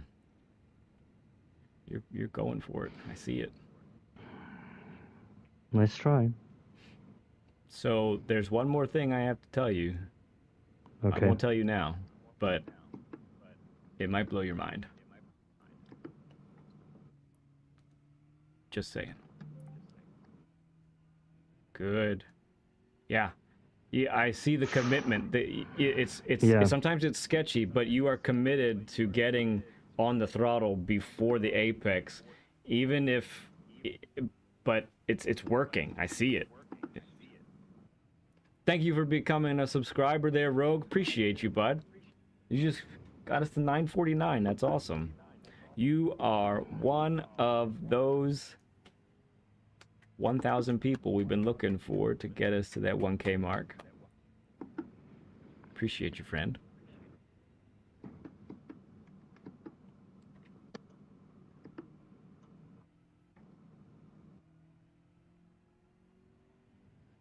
Yep, I knew it. I felt it in my tummy. But look, let me tell you how good of a mistake that is. That's a mistake from you being on the edge, like we were talking about earlier. Yeah. That's not, that's some, you know, you've done that before there, right? But it's been because you end up having to get on the throttle later and your exit angle is all wrong and it's just bad, Yeah. right? This is straight up bad. That's a mistake. That's a mistake that we can live with because you did everything properly to get there. It just ended up just that slight bit wide, right? So yeah. So we're not gonna really be angry with that. Might be disappointed. If we were up on our time, we might be disappointed with it, but yep. Look at that. Look at that chicane you just did. Look at the time you're gaining already. It was with a slide though. It was. You caught it though. Not too deep in the dimp. Okay.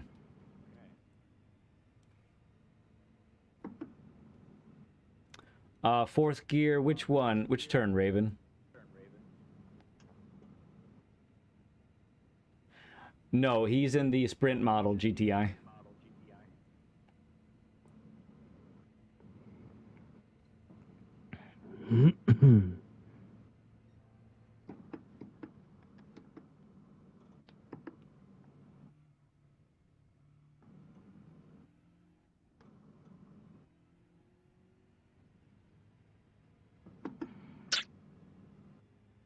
So, I try to do a coaching session every Saturday, just like we're doing today. Pretty much the same format.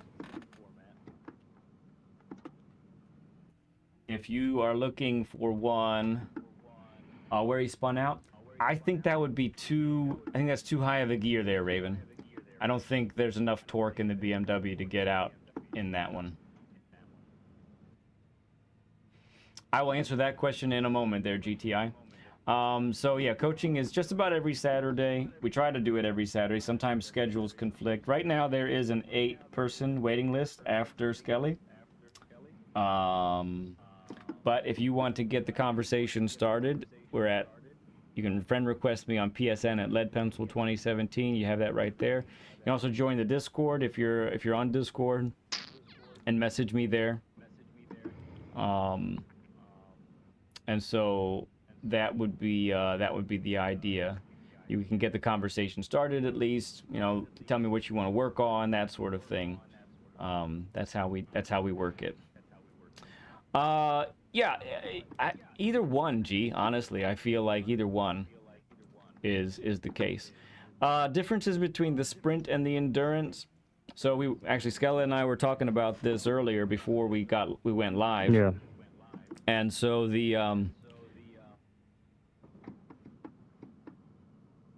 okay, G, I'm gonna pass that on to you right now. So for the 180 degree turn, where we've been talking about double apexing it, G is suggesting to clobber that first apex and go through it a little faster even. Get to the bottom of, make it more of a V shape rather than a U shape. The one upcoming, or after the bigger one. After the right left right sequence. Oh. What you're doing right now. After this, that U shape, that hairpin. Try and clobber that first apex. Carry a little more speed through there. Just to give it a try, see how that feels. You'll probably end up a little bit slower. Oh, bugger. Oh, you know what, too, there, Skelle? Your tires are about... They're no good anymore at this point. 10 laps in. You're actually losing grip. So if you wanted to restart, out. Yeah. So, yeah, sorry. Sprint and endurance. The sprint model is a little more twitchy. It's a little stiffer suspension, I felt. You have a little bit better braking power with the sprint than the endurance. What I find is kind of rough is its exits. It can be a little tougher on the exit to control. The endurance is very forgiving going into a corner, and a little bit more so than the sprint. It has a nice turn in. It kind of wants to turn a little bit more than the sprint, so it can make trail braking feel really nice, honestly, in that regard. G says yes, more like that. What he did there. Yeah, I get what G meant. Yeah. Yeah. Make it one turn instead of two, basically. Yeah, make it a little bit more like one. Exactly. Yeah. Let's see. Did I miss anything else?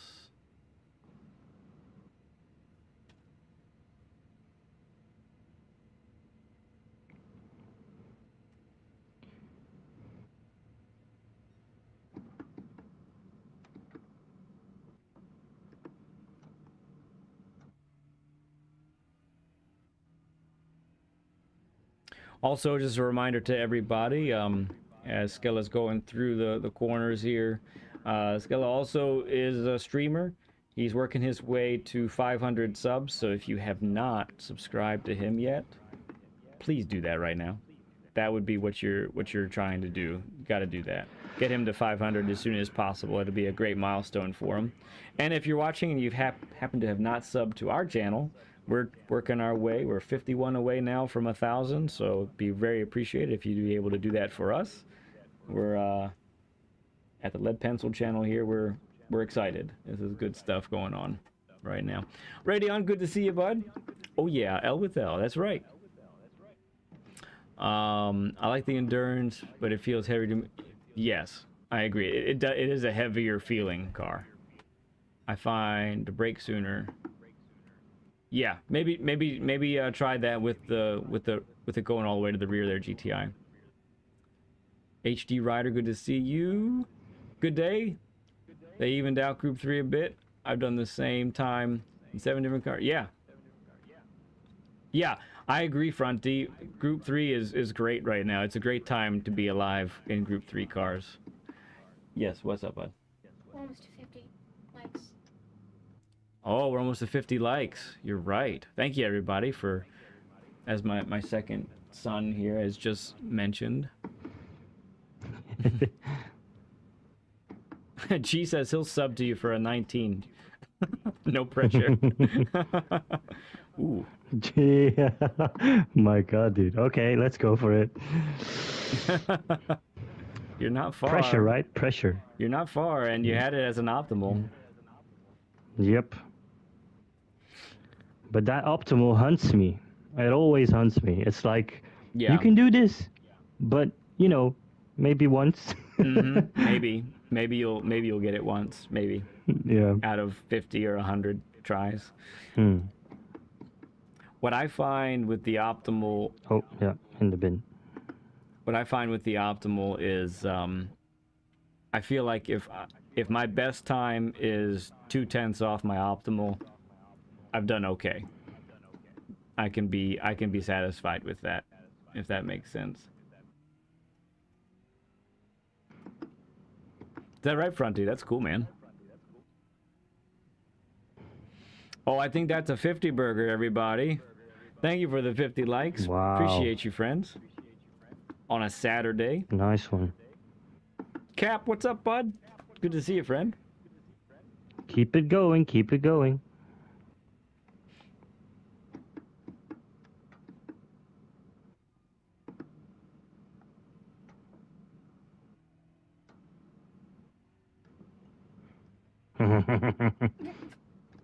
It's a good catch.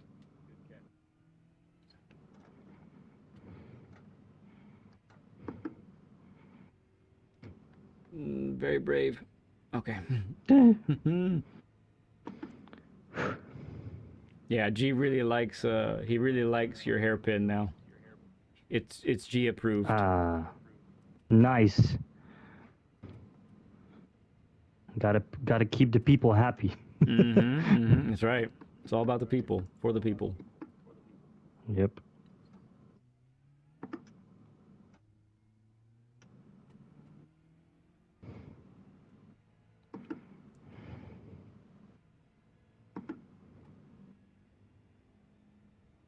Yeah, he says, Ving it looks like it got you more about a 1/10 off the delta. Okay. Yeah. And that's the benefit for the Group 3 cars with all the power that they have. You can get to the bottom of the V and be slower and really benefit because it gets the car turned and then you can punch it. Yeah. A Group 4, a Group 4 or lower powered car, you might not really get as much benefit from Ving it. You might want a little bit later, a later turn in, later apex like that. Beautiful. Yeah. Yep. That's gorgeous.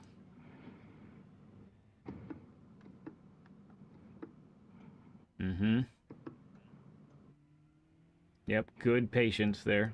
Very good patience.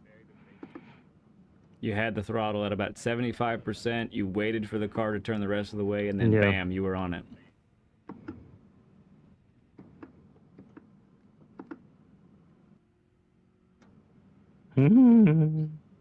It's good. It's within legitimate place here. It's good. See if we can get some of it back. Yep. Wait for it to turn in. Good. All right, missed that second apex some. So I think another aspect of that sequence right there, the right and then the left, I need you to brutalize the steering wheel a little bit. I need you to yank the car to the left. Okay. Being smooth there, I think, is detrimental. It's not getting the weight shifted fast enough. That's why you end up missing the apex. Okay.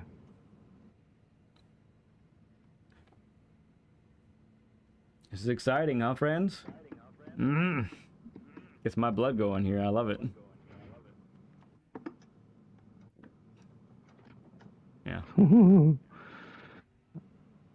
I think if we had a counter for how many times I catch this thing. That's the nature of that corner, isn't it? It's tough to avoid. Yeah. It's respectable. It's all right. All right. I'm just so used to having small input that yanking is not really... Because I did that before, and people said, dude, you gotta loosen up. Yeah. Well, like, go smooth with the car. But, yeah, I know what you mean. I'm gonna try it. So here, this section, you need to be smooth here. Could use a little yanking there to get the car over. Woo! All right. But when it comes to a right-left like that in sequence, you don't have time to wait. Yeah, true. So I like to say you gotta chuck it in.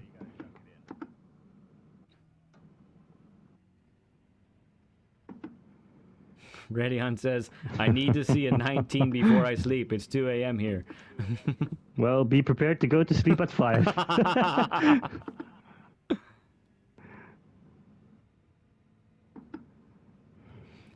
GTI says, Skelle and I are very similar in skill. I've learned a lot watching today. I'll try to put this to use myself. Awesome. Appreciate you, man. It's great. That's what it's about. Yeah, he is. Love GTI. He's one of those friend. people that I had in my open lobbies on Sundays. Yeah. And I'm not sure if he was B already. I'm not sure. But he's right up to me right now, and that's so fun to race. Like, I used to be the faster guy, and now my lobbies, everyone is competing with each other. Yeah, very cool. The community just, pushes itself to getting faster and faster. It's just lovely. Good. Oh, Alex, thank you for subscribing, but you are our 950th subscriber. What in the world is that? That is awesome. Nice one.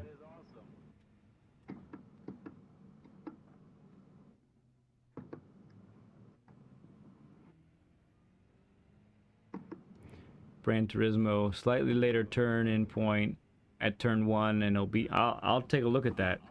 I've liked his turn 1 all day, pretty much, but I can pay attention a little more to that. Let's see. Good input from you all today, chat. You friends have been... Thanks a lot, guys. You guys have really been engaged today. It's awesome.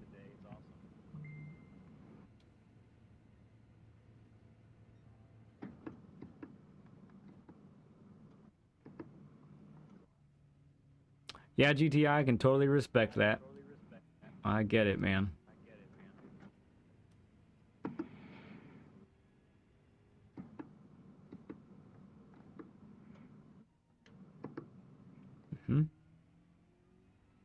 Yeah, great exit speed with that, Ving it like that. Yeah, it does make a difference. Chaos Druid, good to see you, friend. Appreciate you, bud.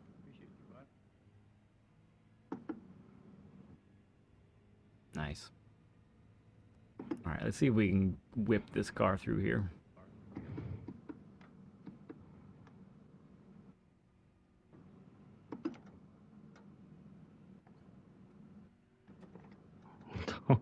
Yep. So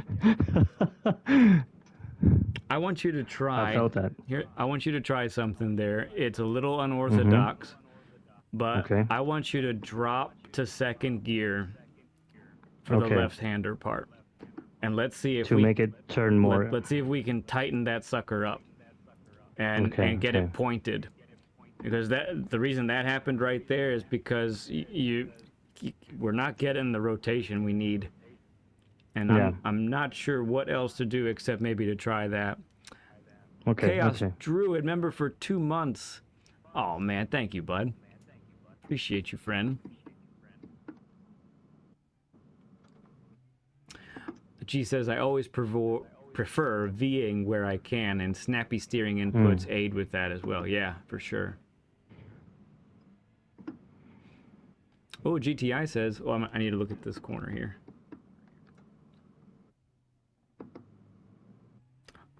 I don't know, but I really like that entrance. It's hard to get much better than that. That turn-in spot is good. You wait any longer than that, and I think you lose too much time that you actually won't gain on the straight here.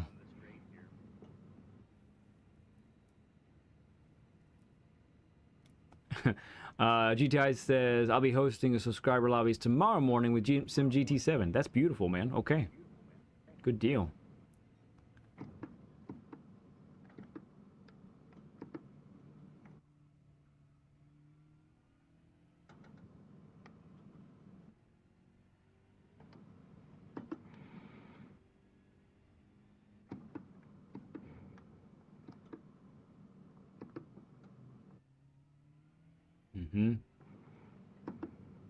Yeah, it makes it for a straighter exit. It's much less drama on exit. I like that.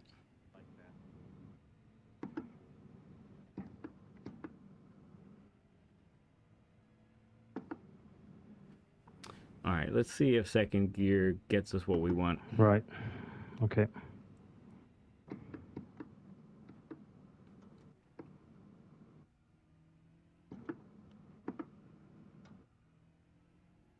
Maybe even a little bit longer in second. Let it coast, or let it tighten and point a little bit more. Whoa, that was mean. Radeon member for 1 month. Appreciate you, Rad. Forget to share also.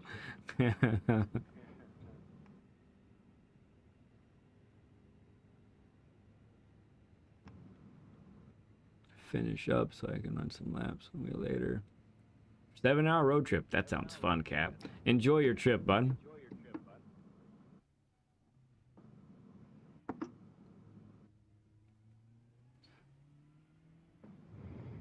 Okay.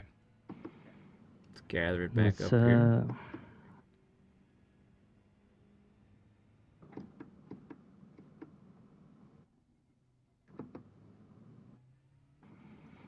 Nice.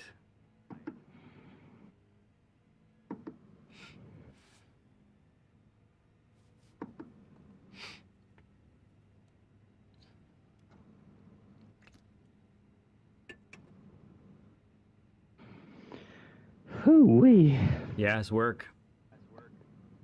Oh, sorry, Chaos. I'm supposed to tell you that you are a it's naughty Chaos? boy. I knew it. Once you said Chaos, I knew what was going to happen.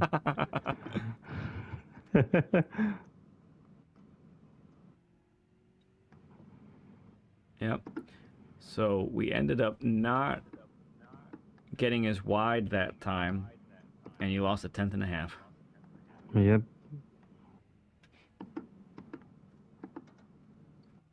All right, Rad. We'll see you, man. Have a good rest. Appreciate you, friend. We see you. Rad, I'm sorry for not getting the 19, buddy. Good night. Good night.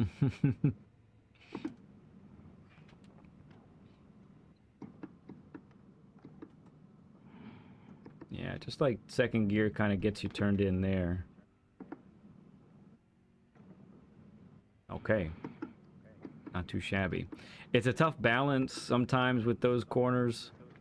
Oh there it goes. It's a tough balance because that happens. Yeah. Because when you gear down like that, you are losing some speed. Yeah. It depends on how long you stay in that lower gear and what happens, you know, as far as so you got to weigh it. I don't know that ultimately it would be faster that way, but I'm just trying to get that car to turn in like it should. Yeah.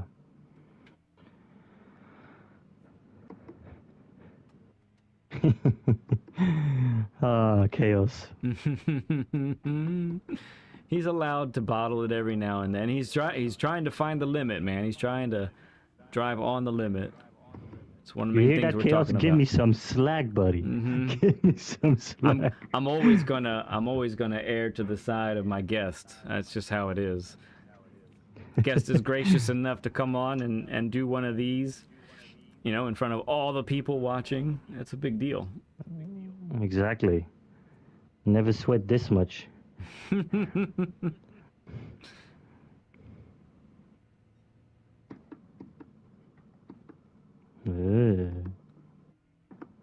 Too late. You're also dealing with fresh, cold tires, too. Ace, good to see you, friend.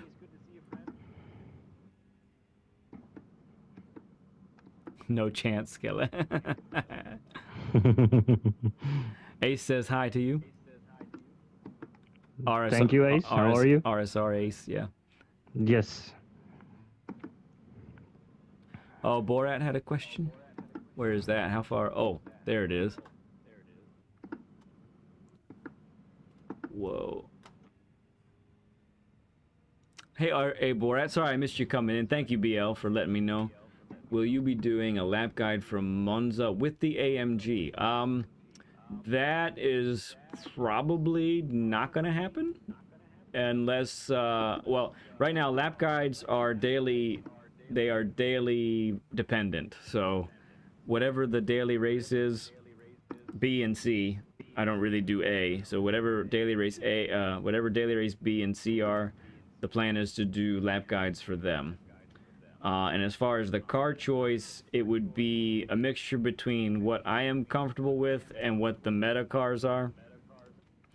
So if the the last time we had the Group 3s at Monza, the Genesis was the top dog, I think. Yes, the AMG, the car that smokes 3 packs a day. That's how it sounds. It's crazy.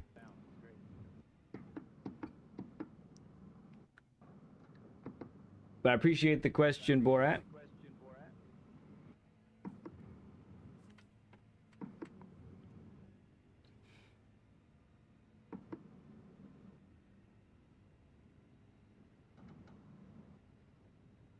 AMG feels good after update. Okay.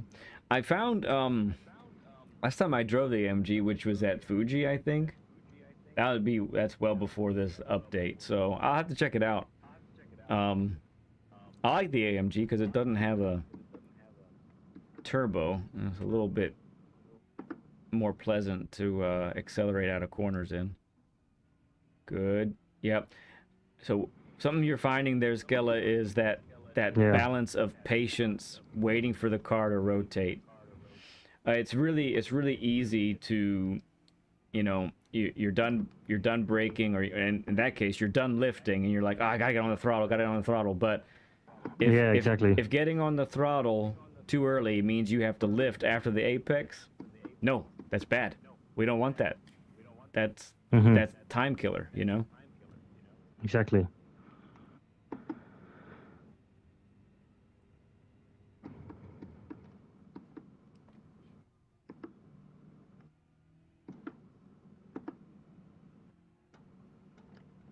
Right. Not today. You caught it. Not today. You caught it and you gained. Now this one is doing something weird with me. Yeah, I noticed that. It's happened quite a bit. I think I'm going a bit too close to it. Well, we'll see. We'll see.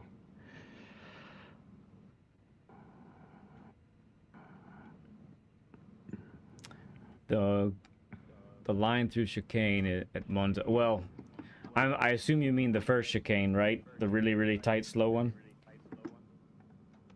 That thing's a booger. It's really bad. I hate that turn. All right. Get that in there. Whoop. The dip. Yeah, nice. Now the tires should be plenty warmed up for you. Yeah. Nugs, good to see you, friend. You're like 55. Excellent. Or 56, rather. Appreciate it, bud. Once again, for those just joining, we've got SkelleGT as our guest today. He is also a fellow streamer and attempting to get to 500 subs. He's not too far off, so if you haven't already given him a sub, do it now. His stream is pinned to the top of the chat. Thank you. Appreciate it. Yeah, man.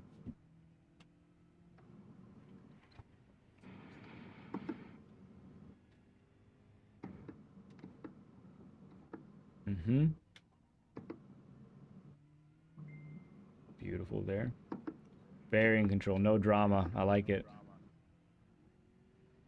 We don't like dramatic exits. We just want normal, peaceful exits.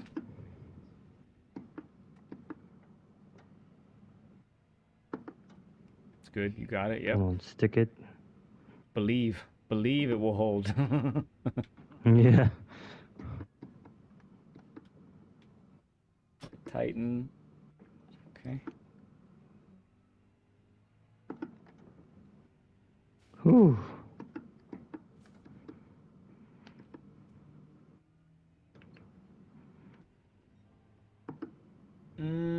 Yep. I felt it. It's like, yeah, you're right there. My two cheeks just get excited. Oh, beautiful. Too bad. But honestly, I Oh. love what I'm seeing. Like, it's really, really good stuff. Yeah, but it's a real big difference. Oh, it's a real big Yeah, difference. yeah, it is. Ace says I was subbed to the wrong Skelle this whole time. No way. Well, now you're subbed to What? the right one. That's Wait, important. there's two? That's according to Ace. Yeah. Well. I need to talk to that guy. Yeah, he said just sub. No wonder the guy sounded different.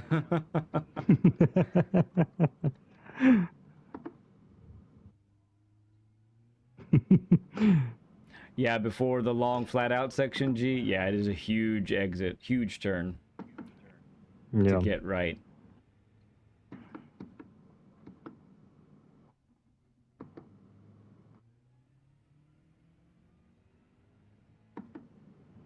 Hey, I got news for you there.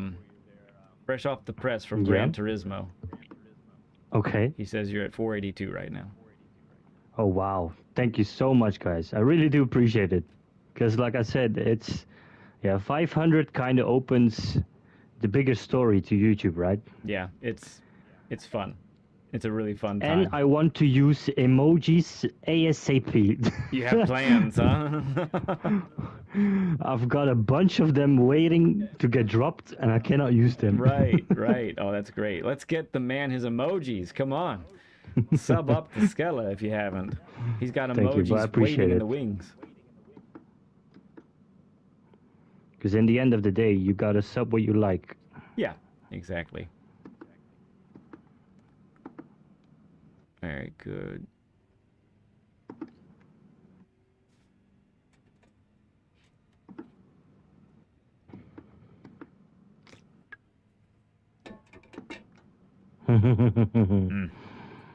Talk about the limit right there. That was it. Yep.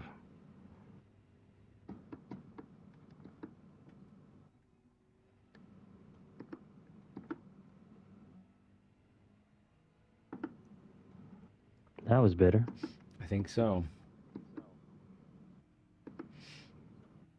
You did double pump the throttle a little bit after the first apex.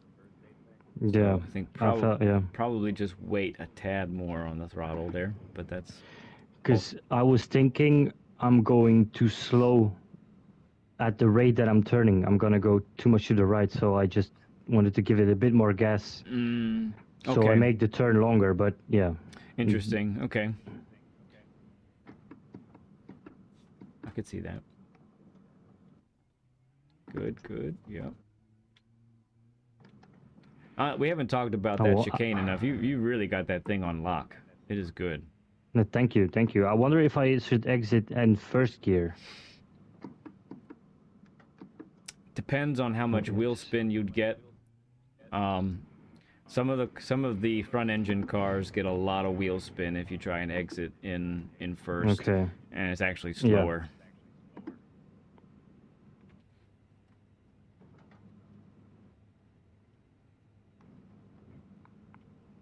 I've actually seen this Eau Rouge in real life like 2 weeks ago. Oh, 2 weeks ago. It's way steeper than it looks. It's insane. That's the one thing that I keep hearing people say is that the game really doesn't provide for you how steep a descent or ascent really is. No, true. VR, the VR boys tell me that they can really they can tell that a lot more. Obviously, they don't feel the G-forces that you would get. No. But you respect it a little bit more when in VR, it sounds like. Yep, okay. Yeah, David says it's awesome in VR. I get like very sick in VR, unfortunately. Yeah, that's what that's been my last experience too. Not very sick. I got pretty dizzy. As our channel grows here, though, I think I have plans for some VR in the future, in the distant future at this point. But yeah. Maybe not even for this game. Maybe the next generation of Gran Turismo. It might be for that. Yeah.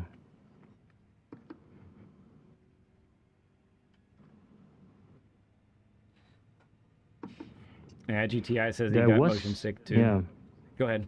there was someone that told me you need to put some air on your face because it tricks the mind that you're moving and you feel the air. Feel the air, yeah. I have heard that. I also have heard too that sometimes if you are sick in the beginning, you just gotta push through. Yeah, David. Yeah, but there it is. David says I was sick in VR for 72 hours, and then it went away. And he can spend hours now with no problems. So it's something that your body adjusts to. Looks like. Yeah. So you gotta suffer to start, and then maybe there's good rewards afterwards. Have a little puke bucket next to you. Yeah, maybe that. Maybe not stream when you first start. No one probably wants to see that. I guess not. You know, a little thing on Eau Rouge is very slight, but that the third apex, the left-hander part, you could probably clobber more of that apex and be okay. Oh, okay. Because it's actually the route you're taking is costing you a little bit just because you're ending to go wide to the right afterwards. Oh, okay. So it's the blind one. It's the one you can't see. So you might just need to have a new point of reference to do that. Okay. One. Unique says I use VR and a fan definitely helps. G says puking is weight reduction, to be honest. Does that translate to sim, G? I mean, you know more than me, but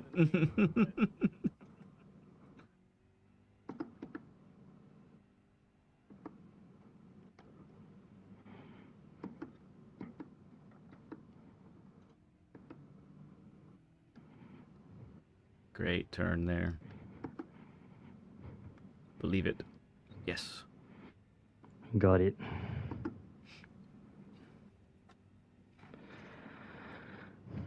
Yeah. Yeah, it's like I can do good in every corner sometimes, but it's just I cannot glue it together. Yeah. And that's the main thing, basically. Yeah, well, I find, so here's what's typical. So the less skilled you are, the more gap there will be from you. Most of the time, the more gap there will be from your actual time to your optimal time, right? That's normally how it goes. And often it's going to take longer to get that best time that you're going for. And it's like you were talking about earlier, it's repetition. It's just continue to do the thing. So I like that better, what you just did there. That was very nice.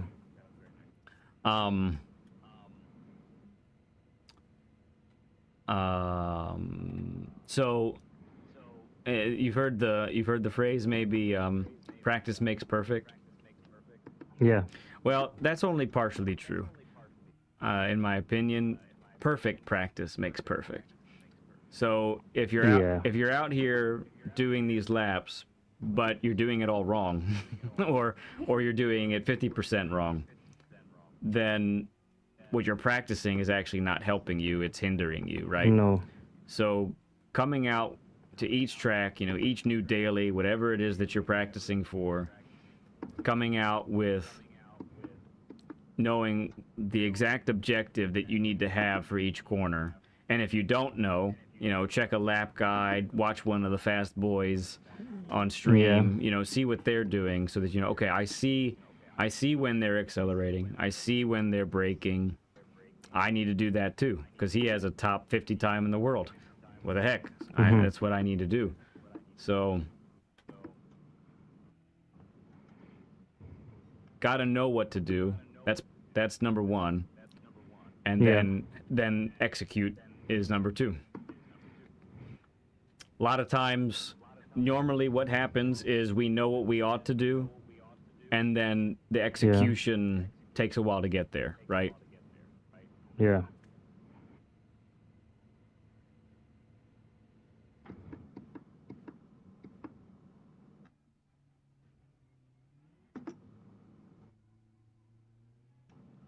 Ooh.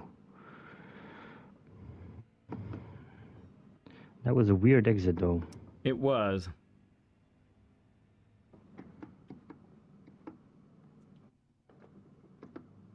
Raven says revving the car out more in third and fourth. That could be. I'm not as familiar with the gearing on the Sprint model M6. It does seem to go out pretty far, doesn't it? Yeah.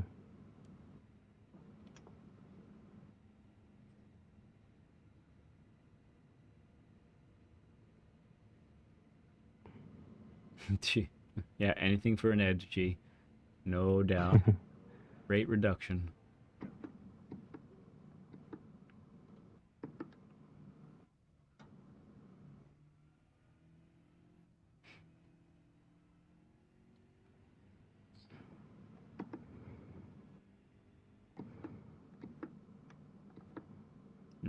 Dive into there. Car turn. Get it on the throttle. Oh, too much curb there? Yeah, a little bit. Made it bounce A some. little bit too soon to get in. Mm-hmm.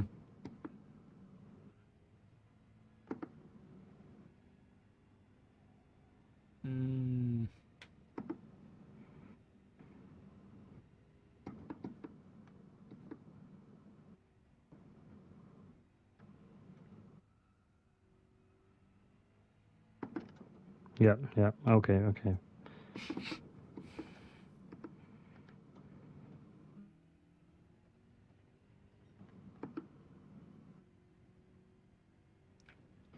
So as you're going around here too, you know, this lap.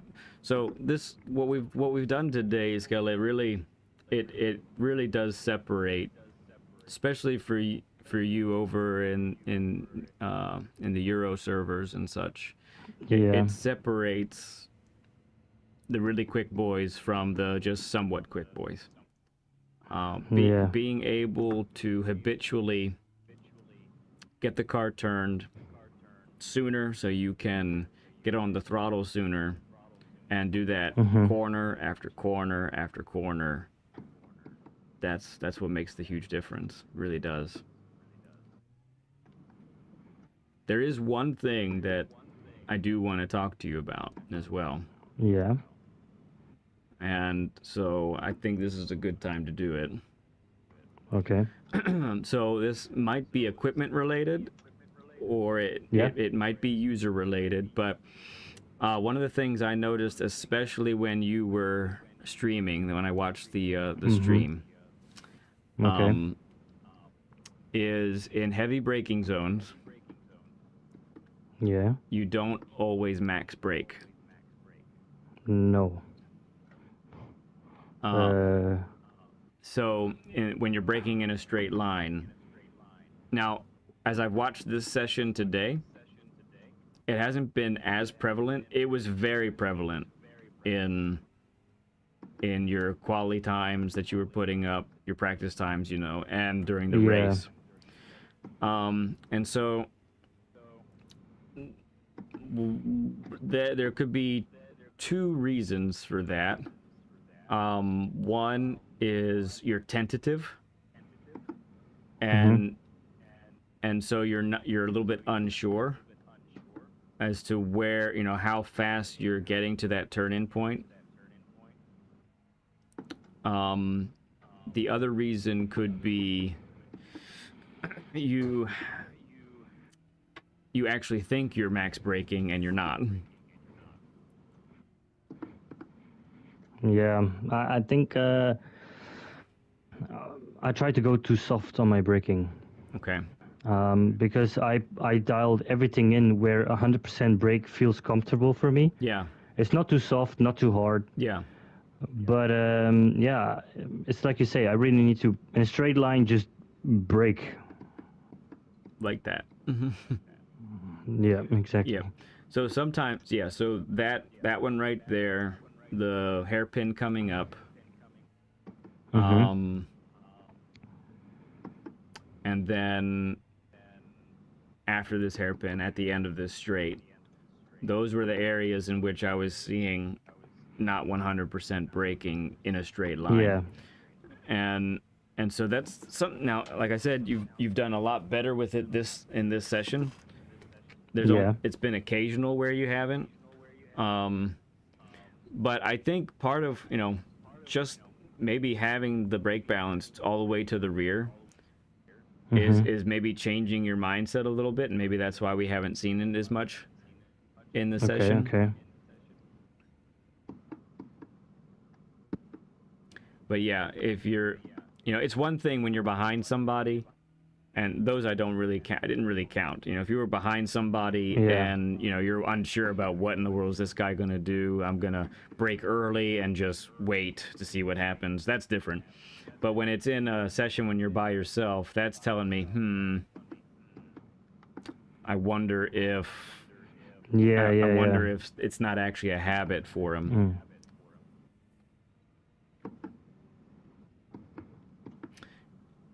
And so that would also contribute to under braking. You're not really putting the car at the limit that it's capable of, Yeah.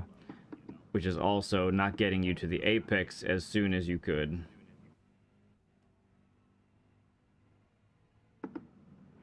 And so forth and so on.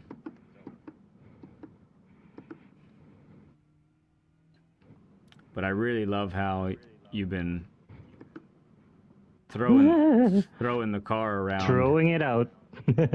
I mean, you've improved your time now. You improved it again by a little bit here, didn't you, on lap 4? Yeah.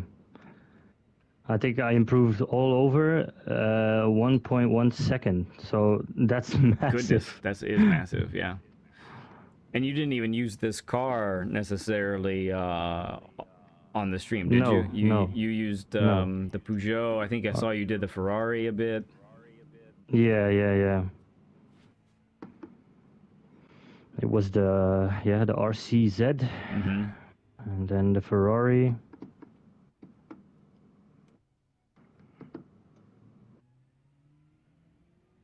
Oof, great exit there. My goodness. Wow, what a difference.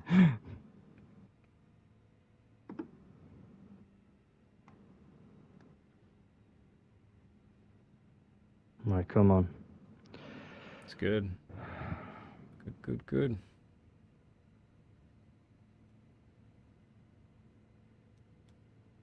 For the right-hander, the uphill. I see what you're saying. I got you, G. Oh, yeah, okay. Yep, so that was... Let's not hit the barrier. That was carrying a little too much speed into the second apex. Yep.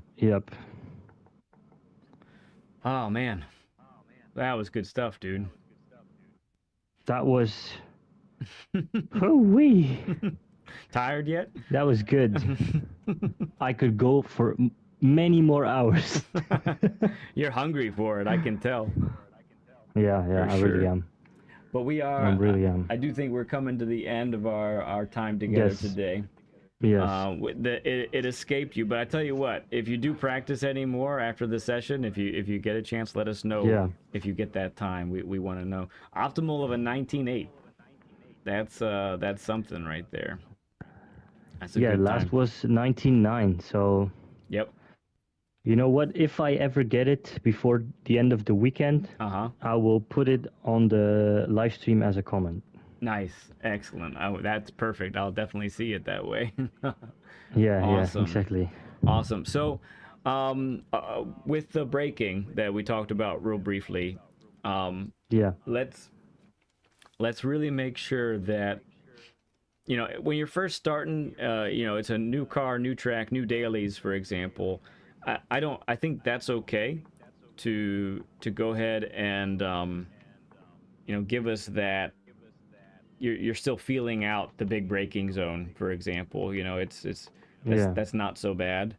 But definitely once you've got your braking point down, once you've got your turn-in point down, there should be no point in which you are not 100% braking in a straight line. Yeah. A straight line, maximum braking, pretty much, unless it's a little blip of the brake on a shorter part, right? Yeah. But Now, also one thing ahead. that I'm doing, when I'm fully braking, I also give it a 10% throttle while braking. I don't know if that's something, I don't know where I picked it up from, but it's there. And you just let me know yes or no, and then I quit. So, it's not something that I can do actually. So no, I don't really tell this to too many people, but I am not a left foot braker. Mm-hmm. My left foot is not, well, it's there. It's not like it's not there or anything, but it's not in the best condition. I injured my leg Mm-hmm. a while back, so Okay. I don't have left foot finesse required for Mm-hmm. braking. So it's Okay. something that I can't even do. What I've seen other people do with that is added stability. Okay. I've heard Tidge talk about it. I've heard Grove Street Racing talk about it. Where especially through like a chicane, like a bus stop, they'll modulate under braking. You know, especially a bouncy braking zone, for example, when you're going over a curb. Yeah. I've seen people do that, and it seems to really work for them. Yeah. So, if you when are you doing it? When you do it, I didn't notice it today, but Yeah, because I was, thinking of it not to do it. you were thinking not to do But it today. normally I do it when it's a straight braking. I always put a little bit of throttle because I don't know if it's just a mind game, but I feel like it's slowing down even a bit faster as well. Yeah, that'd be a no. The car is like has more stopping power somehow. I think I'm gonna go no on that one. Yeah. I'm gonna See, that's the mind. I'm gonna go no on that one. Brand Turismo said, I really enjoyed this stream. Thanks, guys. See you again. Awesome, man. Rogue Thank says, you, well done, GG. Appreciate you, bud. You are off? Okay. Sounds good, man. GTI says he does that subconsciously also. Yeah, I don't think it helps. It can help. Like, I know at the Watkins bus stop chicane, between the first and second apex, I've noticed that people do that there with good success as they're dealing with the bumps. And flying over those curbs at crazy speeds, over 100 miles an hour, basically. So that's what I would suggest. It's great to do there, but in a straight line scenario, nah. Mash that brake by itself. Okay. Noted. Yeah. So let's just break it down then in a nutshell. What we talked about today and what you need to be doing going forward. All right. So. Yep. So we talked about the braking just now. We've discussed, definitely maybe in the beginning, if you're still trying to feel out the braking zones, it's one thing, but you should be working towards in a straight line braking maximum until you start to turn, then you begin to trail brake off. Okay. Next thing we talked about is getting to the apex as quickly as possible. So what we saw here today is you really implemented it well. How you were turning in later, getting the business of the turn done, more steering angle headed towards the apex in order to get the car rotated, which allows you to get on the throttle at or before the apex in many scenarios, sometimes well before the apex. It sounds like in some cases you were surprised as to how early you could get on the throttle before an apex. Yeah, true. Yeah, so that's key. So remember this, okay? A fundamental thing to take with you through many other tracks down the road. The 90-degree turn for group 3s and group 4s, even there the apex would be just a tad bit beyond middle of the turn. You're still trying to get the bulk of the turning done before you get to the apex. And then as the degree of the turn increases, so you get to 100 degrees, 120, 160, 180. Move that apex even further out. It gets later and later, okay? So that means more time under braking, more distance to cover to get to that apex. But what you want to be doing is you want to be decelerating quickly and under control with the back end coming out to that apex, so that, like we've been practicing today, there is no wasted coasting. It just goes from brake, you know, whatever it is, you're at 10% brake, 20% brake as you've trail braked all the way in, right to throttle. And because you've got the car rotated, you're ready to go, and you don't have to lift. Exactly. That's your objective. And I think, I mean, that pretty much. Oh, and then the brake balance. You know, +5 seemed to work for you okay in this scenario. Yeah. So it might not always be that way. Don't be afraid to bring it back. Yeah, don't be afraid to move it. And of course, if, you know, tire saving scenario, that, you know, that can really change things as far as that goes when you have a tire wear multiplier that's really high on a daily or a lobby that you're in, you know. But as far as speed goes, you know, that's the idea, that +5 is going to help rotate the car under trail braking, and you're getting the most out of your trail braking when you've done that. So the objective would be, you know, continue with these principles that we've talked about today, and just really make this the new normal. It doesn't seem like, you know, sometimes when I have a session like this, and these are the types of things we've worked on, it can be so new to the individual that they really struggle to repeat it. With you, I don't think that's going to be the case. You seem really comfortable implementing the new stuff. You caught on really quick. So well, it's good explained though. Well, I appreciate that. So the key would be to not just revert back to what you typically do, you know. So in a couple days when the dailies come out, go ahead, you know, really look over what you're trying to do. Think about what you're trying to do. You did say you're pretty analytical. Shameless plug. Go ahead and check my lap guide. I'll have it out by Tuesday, probably. And if you can't catch my live stream is when you're asleep.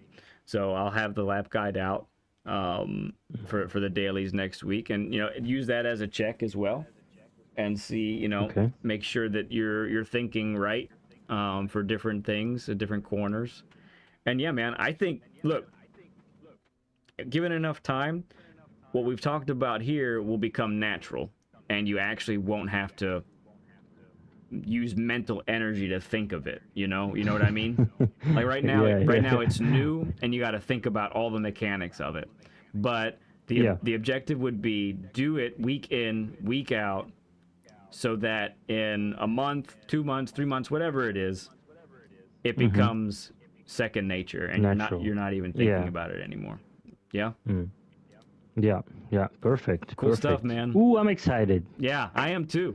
I'm excited to see how things roll in the future for you. I think we're gonna see you be moving up the rankings a little bit. Just it's just my feeling. It's my feeling. Let's try at least. Yeah. Yep, that's good, man. Okay, Skelle GTI says, wake up tomorrow and join our lobbies. We'll be doing Spa till Sim closes his stream. Then we can do other tracks, cars, combos. Yeah, that's good stuff. Yeah, definitely a good way to practice. Well, Skelle, I thank you so much for being a guest today on Learn with Lead. You were phenomenal. Anyone that can, throw up a stud emoji. Skelle, you were a total stud today. There's no doubt about it. Thank you, man. I appreciate you spending time with me, teaching me the ways, and now I just need to implement it and make you all proud. Yeah, I think that's it, man.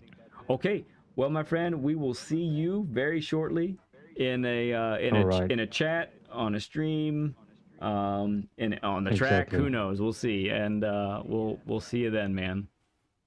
All right, man. Thank you so much. Also, thank you to the guys who subbed to the channel. Appreciate it. And don't forget to sub here and leave a like as well. Yeah, for And sure. I'm going to bed, just like GTI said, because You're done.